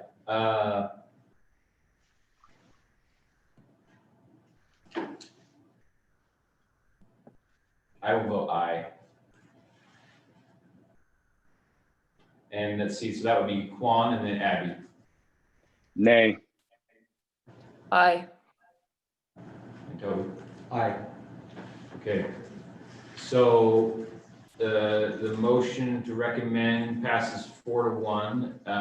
I'll just remind you all, as we've already said now at least twice, City Council is where the fight is truly fought. And for good or bad, however you fall, sometimes they don't agree with us. Sometimes more often than not, they don't agree with us. So my suggestion is that you both sides come out in as equal force as you did tonight and make your case, if you will, to the council. And between now and then, again, my own editorial comment is engage in a community discussion on both sides. Hopefully that will result in at least, if not a better solution, at least more understanding. So thank you all. and we will move to our next item. And if I may, Mr. Chair, for those interested in this item, the mayor, understanding our agenda this evening, the city manager expect, and this is probably news to Ms. Romney as well, probably the first meeting in October is when this would be considered before the city council. So it's a little more than 2 weeks out. Keep in mind. And I guess everyone's leaving too quick, but I will say, we still have to talk about the plat, which we've in many ways already discussed the considerations that matter. The plat meets the requirement, and that's what we're looking at now. But right, we do need to make a decision on the plat, right? Correct. Again, it would be a recommendation to the council, so they'll have a final say on it. We do need a motion for that item. Okay, so if there's any discussion for the commission, let's have that, unless you understand what we're doing right now, and you can make a motion.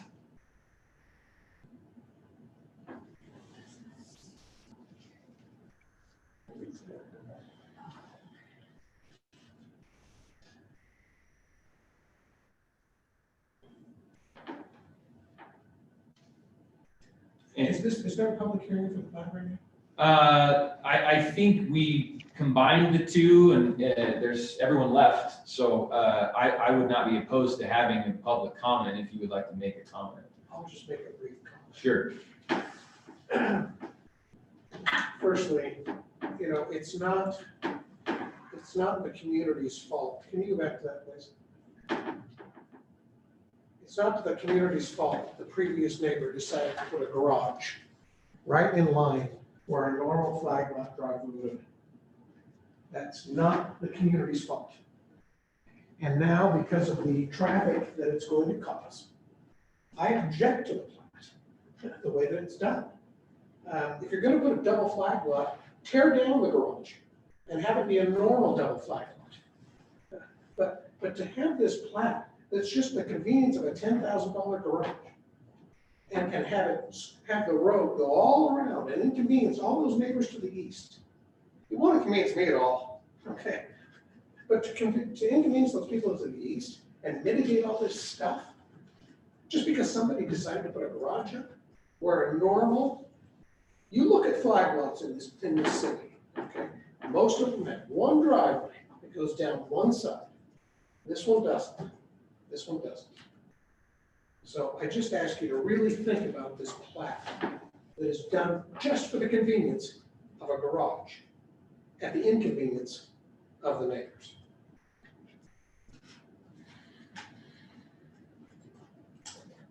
We're having public comments, so you can make a comment, sure. So it's not a $10,000 garage. It's actually I've had estimates at my personal home now. It's actually about a $100,000 garage to build.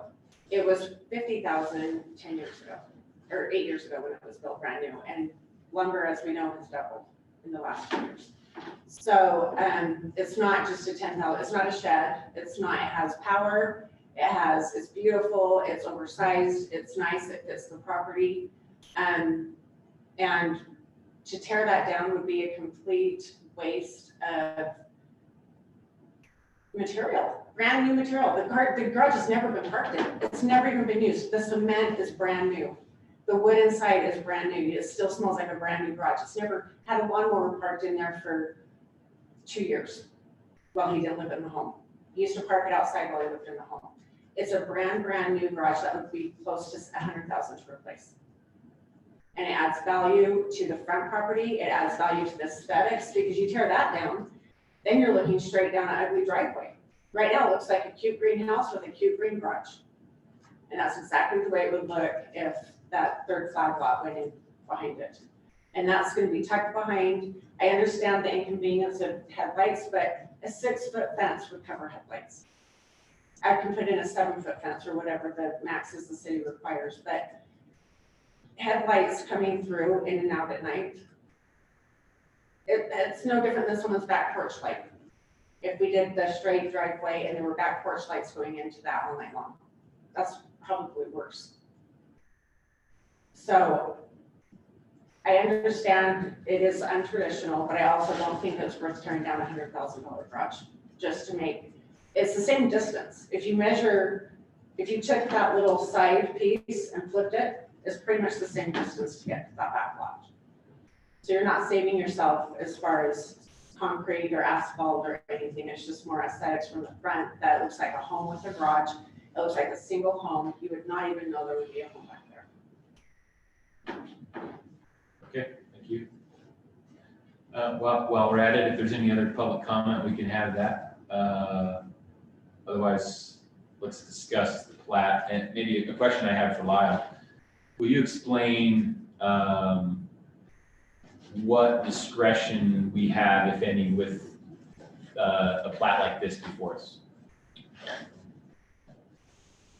Pull up some code to help us with the answer. So generally, on a subdivision plat, the commission's role is to make sure that, it's an administrative type action under the subdivision rather than a legislative type action that we just dealt with under the PRED.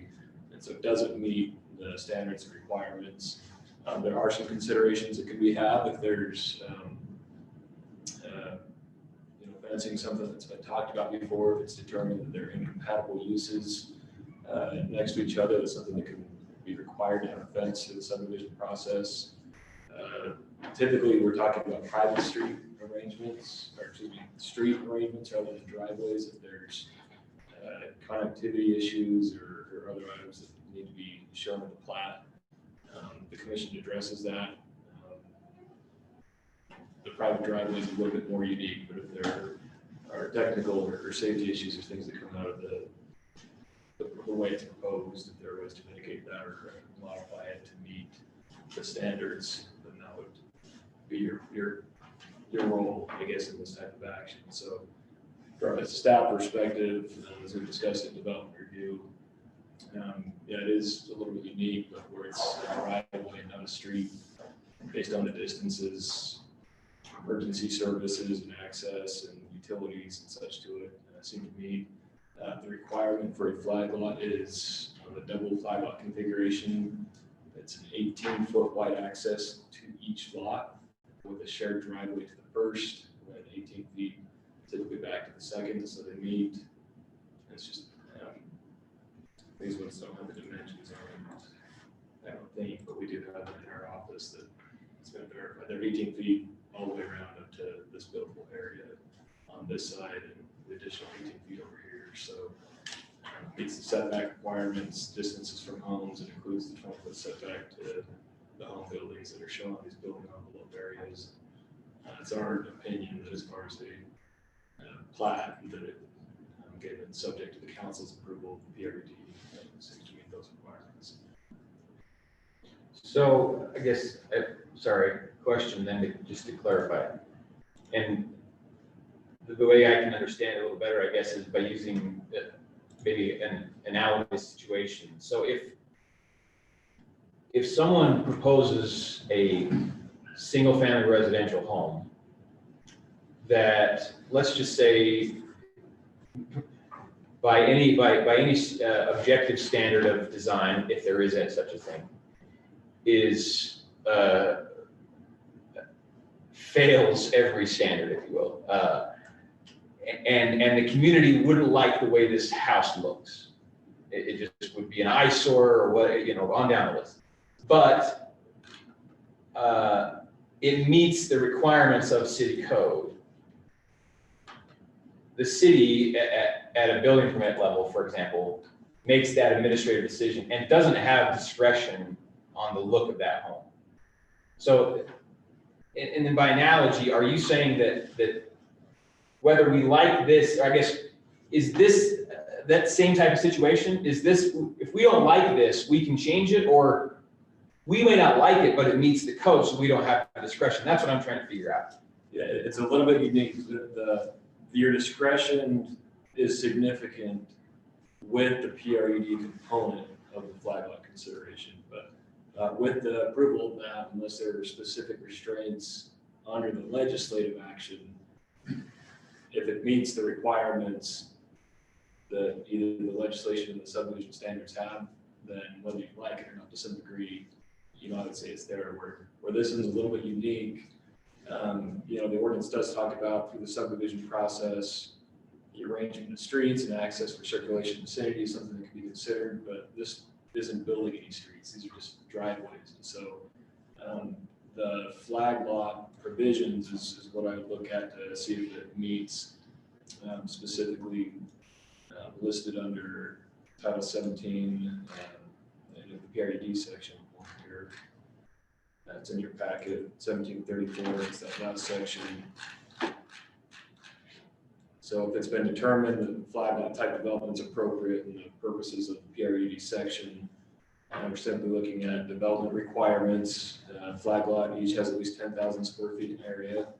They have access to a street by way of a projection. In the case of a double flag lot, having 18 feet or greater side by side with a shared common driveway. The main building on a flag lot is not closer than 20 feet to any property lines. They've got the increased setback. And accessory buildings comply with the accessory code, which is pretty flexible considering on a flag lot, essentially all yards are type rear yards. So it says acceptable uses, subject to review of the planning commission. Uses acceptable on flag lot are those which are permitted in the zone. So it's an R1-8.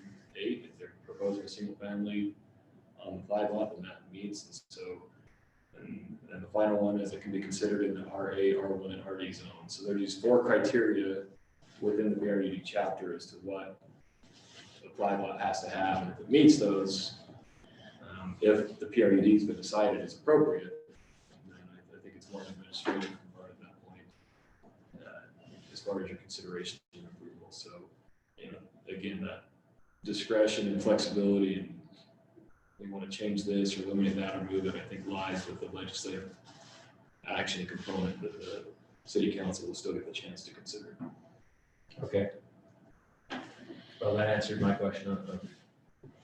You guys had a question?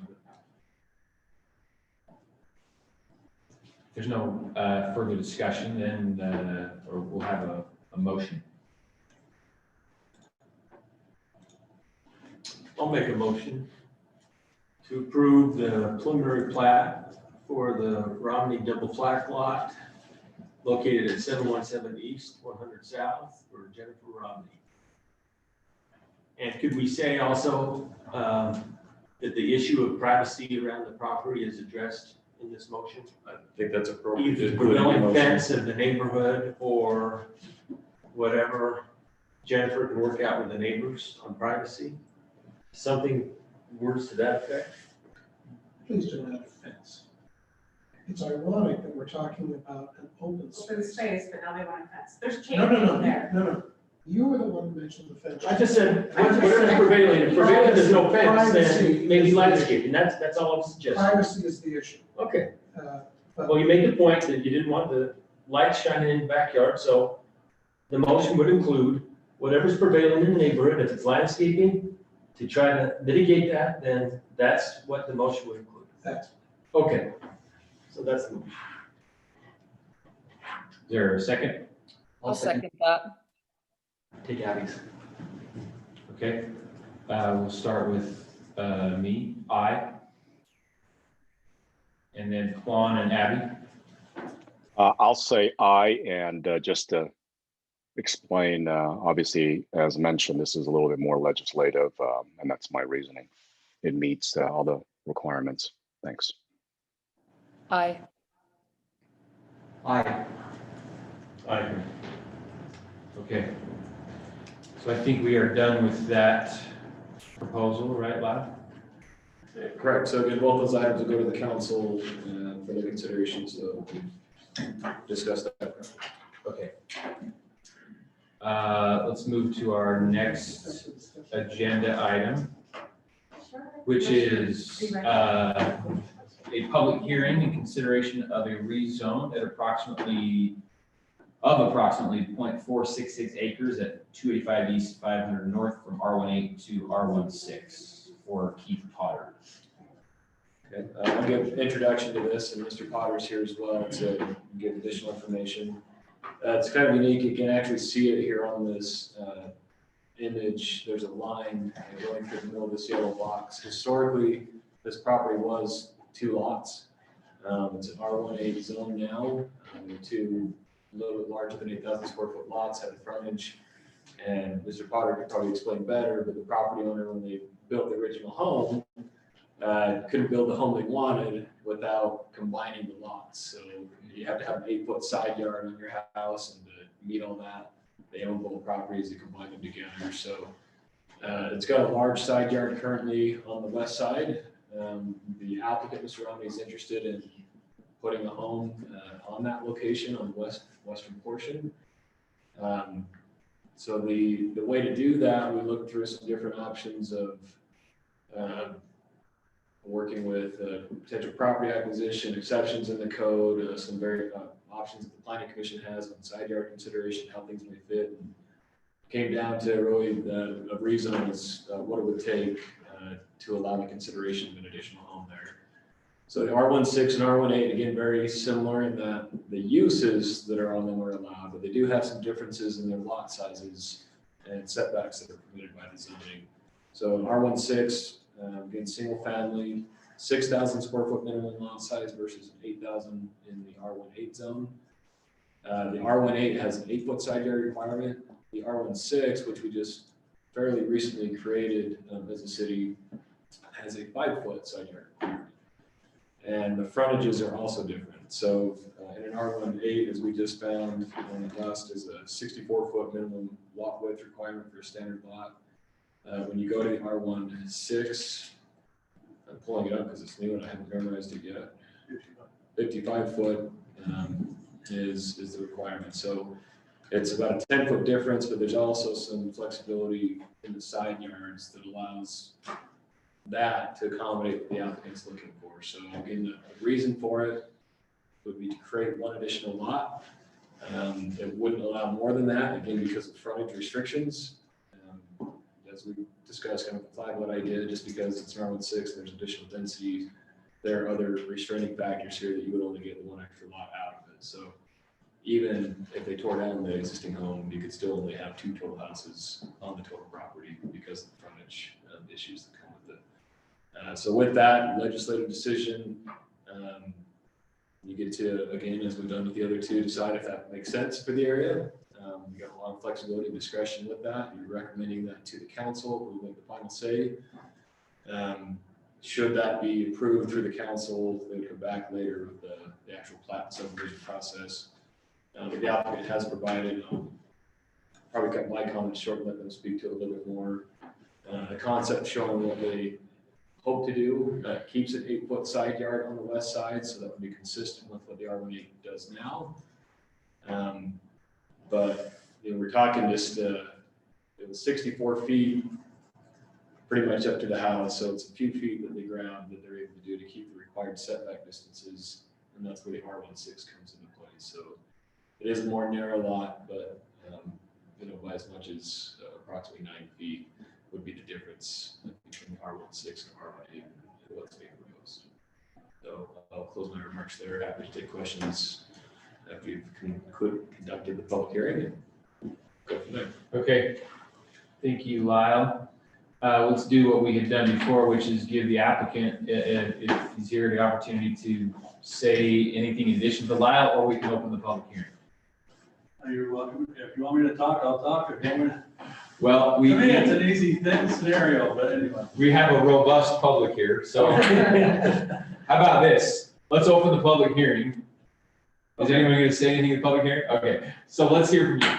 Go ahead and come up and tell us your name, and then maybe add whatever you want to what Lyle said. He did a good job.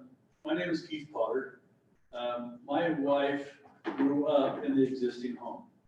That belonged to the Smeons for the last 50, 60 years or whatever.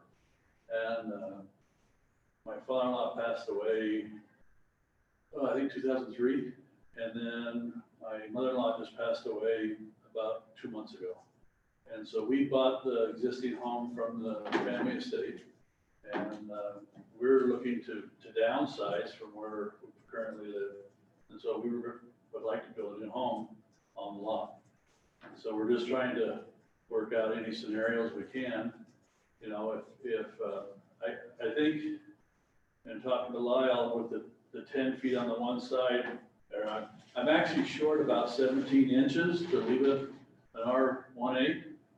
And But if it doesn't work, it doesn't work, whether, we, talk about a variance or whatever, to leave it in R1 so we don't have to mess with the zoning. But my other option was to try to rezone the R16 so it would fulfill the requirements. Okay, That's what thank we're at. you. Okay, we may have questions, we may not. Okay. All right. So let's officially close the public hearing. I don't know if I did that, and then we'll talk amongst the commission. I have a question, I guess, to start us off. And maybe Lyle, if you can explain this, and maybe if not, Mr. Potter can. Are we talking about 7 inches? Explain that to me. 17 inches. Oh, 17 inches. Okay, sorry. I misheard. Okay, but still, are we talking about 17 inches? So the total lot width is about 140 feet. I think that's pretty consistent across the front as well. And what we had talked about doing, we've done this somewhat recently with the planning commission, is there's some discretion that you have as a commission through kind of a conditional use type process and allowing the flexibility in side yards. I think we did one up near King Clarion. Is this the one that's like off the corner of the? And yeah, I think it was. And the discussion is if they have a total of 16 feet of side yards on the property and 16 between the adjacent houses, you can be flexible on where that side yard is. So if he had 10 feet of side yard here, he would only need 6 over here. And I think, if I recall correctly, based on the lot frontages, you're 1.5 feet shy of being able to use that provision in the ordinance from the way it reads and what it requires. So you're very close to being able to do it under the R18 zone. And there's probably too many lines on this because we do rely quite a bit looking through alternatives within our ordinance. But he is accurate in that it's, a matter of inches, so to speak, from meeting what's things that we could do under the existing zoning district. But it really came down to all we could find the staff is we have to consider the rezone, we think, to make it happen. And that gives you the ability to decide if that's appropriate or not. So, Okay, that helps. Thoughts, comments, emotion? Yeah, it's Quan again. I did see the one comment that came in from Mr. Potter's neighbor, Jen Pierce, and I applaud the fact that Mr. Potter did try to approach his neighbor and try to get an easement, but obviously didn't happen. I'm definitely in favor of this. They've owned the property for over 40 years, and I don't see why we shouldn't. So I'm ready to make a motion. Go ahead. I'll make a motion to approve the rezone of approximately 0.466 acres of property at 285 East 500 North from the R18 single family 8,000 to the R16 single family 6,000 zoning district for Keith Potter at 285 East 500 North, along with the recommendations from staff. I'll second that. Okay, the motion is second. Quan, you are first to vote. Aye. Aye. Aye. Aye. Aye. Okay. Motion carries unanimously. Let's move to the last few agenda items that I believe we are going to all combine together, which is I'm going to try to summarize this mouthful. Multiple public hearings, rezone of 3.87 acres of property at 600 South Deseret Drive. Public hearings for preliminary and final plats of the Deseret Landing subdivision and the Deseret Landing Business Park subdivision. Preliminary plat for that one, and then the preliminary plat for the Old Mill Landing subdivision. Lyle. well summarized. We'll try and be brief. This is a project I think the commission is very familiar with, at least as properties. We've dealt with different issues here regularly over the past year or so. I'm going to skip ahead to this development agreement. So when this was originally proposed before the commission, has a development agreement in place with it that required the developer who's here this evening to produce a minimum amount of commercial or light industrial development, put a cap on the amount of housing they could do. And this was the concept that was shown at that time with the housing and commercial components in there that was approved ultimately by the council. Skip ahead a little bit, we had two commercial users, both of which the commission addressed: architecture for a gym facility, height for a potential golf facility that were on this property. In an attempt to work with them to accommodate that, we changed the zone once already to increase the commercial and more or less cut off this portion of residential property along Desert Drive in the north end. The developer could speak to it further, but essentially they pursued those projects, but they're no longer viable or on the table. And so they're looking at, again, how to appropriately develop the property. They're interested in bringing some of those residential units back. So similar to, but different than this concept, they've put the residential units back in. This probably shows it best, but rather than front them along Deseret Drive, they abut up against the south end of the property, up against what's currently under development, and leave all the commercial space on the north end of the property, closer to boondocks, about 13 acres of that. So again, there's multiple components to it. Hopefully it's not too crazy, but you're looking at 3 different plats. One of them is essentially to separate the residential from the commercial and create the 3 commercial lots to start. And the developer can maybe speak to more to how that's being developed and why, but for the purpose of conveying and transferring property to separate those and recognize that as a city that helps that process along.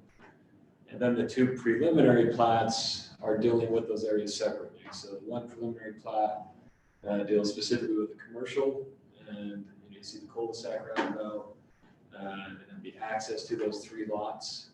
And then you see the residential, the cul-de-sac on 22 lots with some open space on the east and west edges of that. So it does certainly be within the minimum, or sorry, it's under the maximum number of units total that the property is allowed in the development agreement. They provided the amount of commercial that was originally expected, at least to the minimum on that. And it's a private street. It's got the standard cul-de-sac at the end. It's under the 600 square foot. So the minimum standards are there as far as how this is developed. It does require the rezone consideration. So again, that flexibility kind of come back into play where if there are concerns or requests that need to be addressed or worked out in the development, you have that discretion because of the PRAD and rezone request component. But in a lot of ways, you're looking at, is this in line with what the city council ultimately said they wanted on the property as they set out with the development agreement itself. So I'll close it there. Hopefully that's a fair enough summary. Allow the applicants to speak as well. I'll be happy to take questions. Okay. Applicants, if you'd like to add anything? We have to arm wrestle over who speaks. Yeah, right.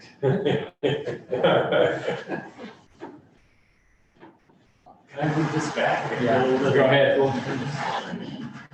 At least right here, right? Thank you, Phil Holland. It's been a wild year on this site. And one of the reasons we're doing everything that we're doing now is because about a year ago, when we did the development agreement, we were headed down a path. We had residential, we had the commercial, and then we stopped. We actually had users for the commercial, and we were very excited by the golf use. And unfortunately, they fell victim to the pandemic this year, and their business model really went downhill. And so, as the owners of the property, we thought, well, okay, we've got to go back to the original plan. Because the transition that we did in the beginning, or the diversion from the development agreement, was fully based on their use. But now that that has gone away, we go back to the original development agreement. But what has taken place during that time is actually a better development than is the one you saw on the development agreement. I just want to touch on that a little bit. Lyle, will you, right there. So the difference between this new plan and the original one in the development agreement is that all of well, there's two main things. The original development agreement had this residential stem, this cul-de-sac here, fronting Deseret Drive. And based on a couple of commercial uses, you can see it here perfectly, that have said that we would rather have less residential around our uses. And our residential partners saying the exact same thing. We would rather have less commercial impact on our residential uses. We flipped it to the new proposed plan, which is tucking it right next to the existing residential. And you can see it on lot 104. This does a myriad of things for the site. It allows the commercial to operate on its own, and it allows the residential to operate on its own. Something else to add is that we actually went down in density. Bad developers that we are,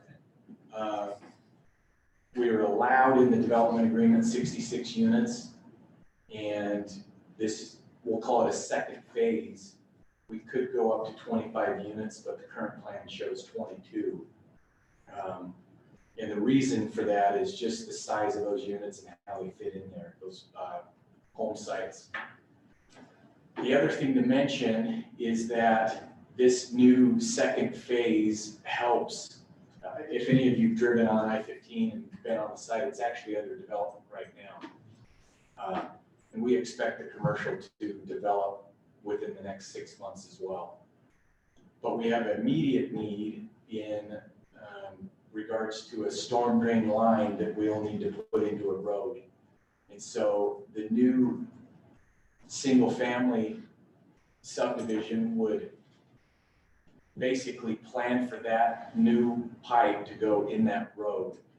And we don't want to turn this into an engineering conversation, but it's important for us to have that planned out beforehand. So we're excited for this plan.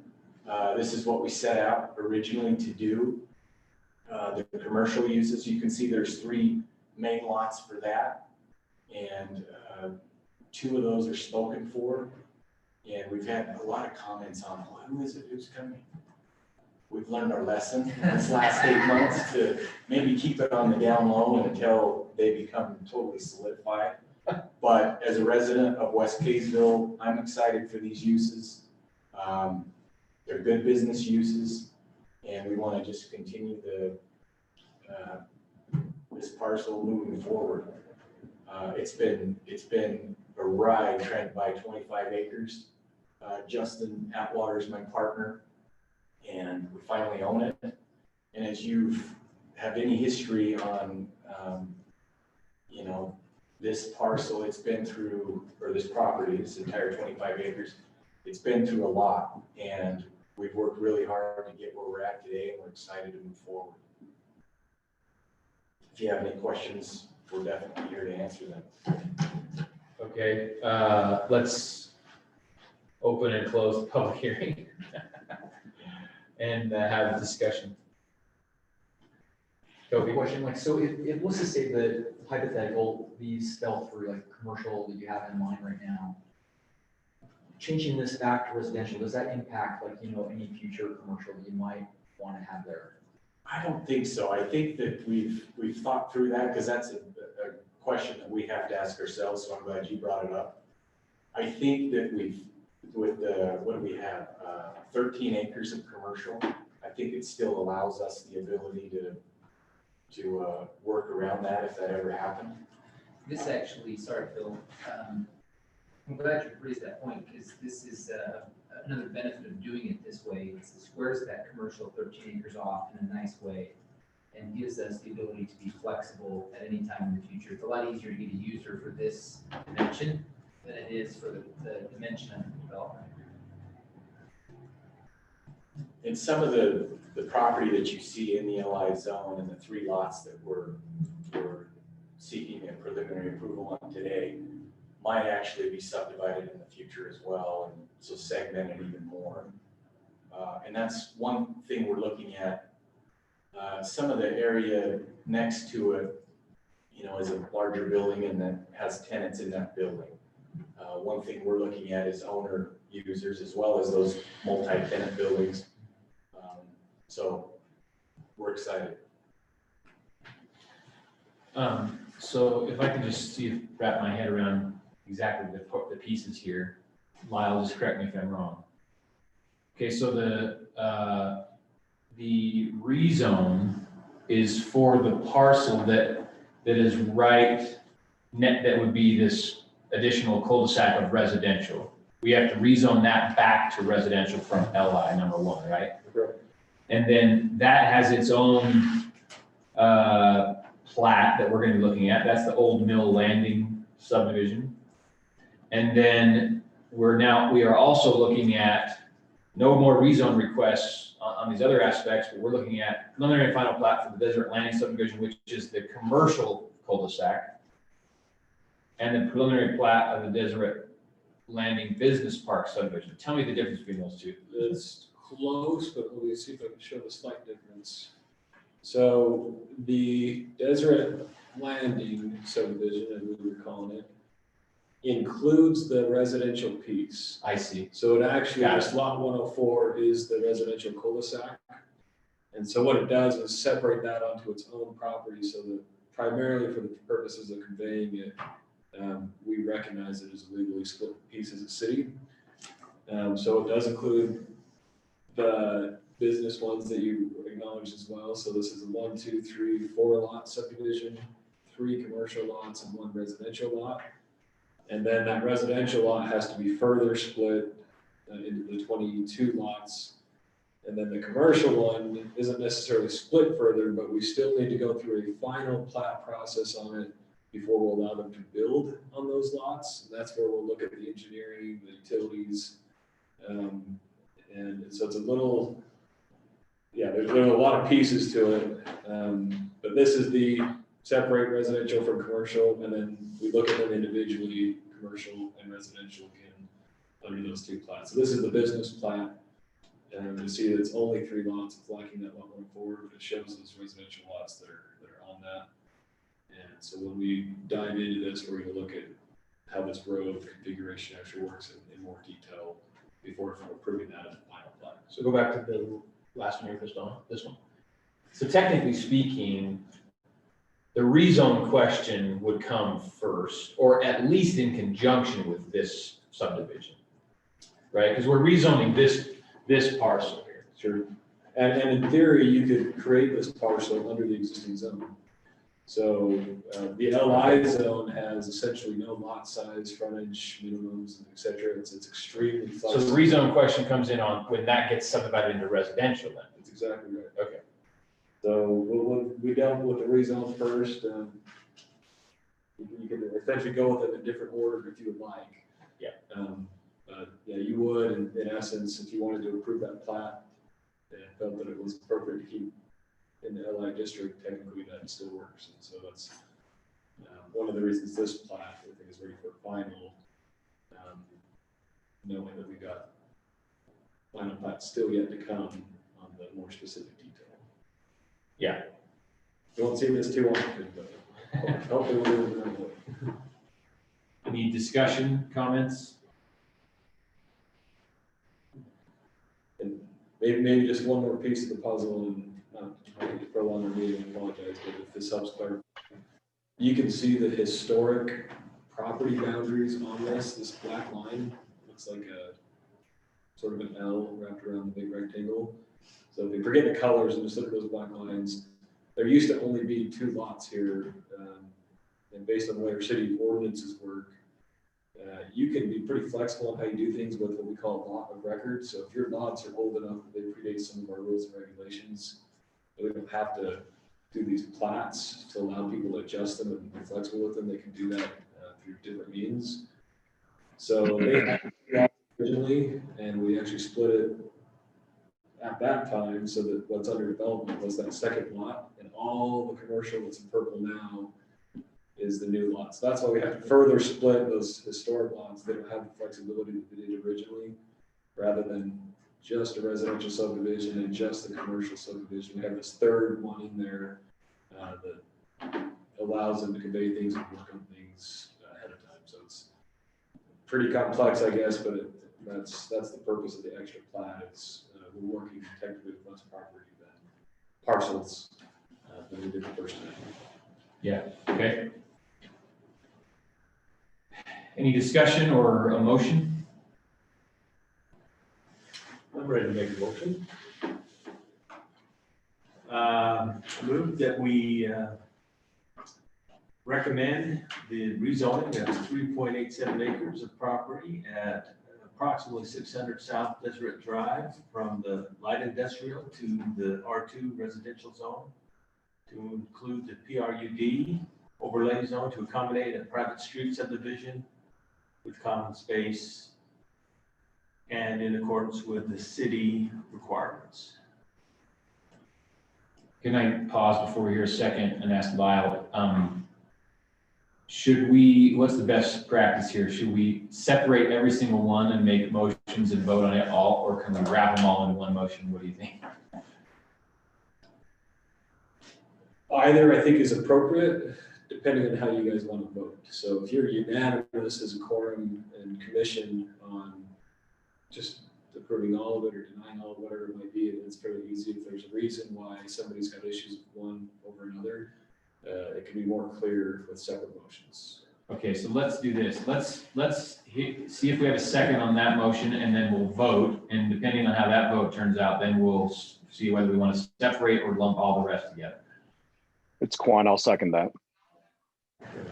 Okay, there's a motion and a second. I think we start with Abby. Am I right? Aye. Aye. Aye. Aye. Quan? Aye. Okay. So I presume we may have a similar vote on the remaining ones. So if someone's willing to make a motion to lump the remaining ones all together, we can do that. Or if you want to separate them in your motion, that's your prerogative as well. I'll make a motion to lump the remaining issues, or is that the right way, Lyle, or what's the best way? I'll make a motion for you. How's that? Okay, thanks. You say so moved if you desire, but simply motion to recommend approval of the preliminary plats and recommend and approve the final plat on items 7, 8, and 9 of the agenda as recommended by staff. Love it.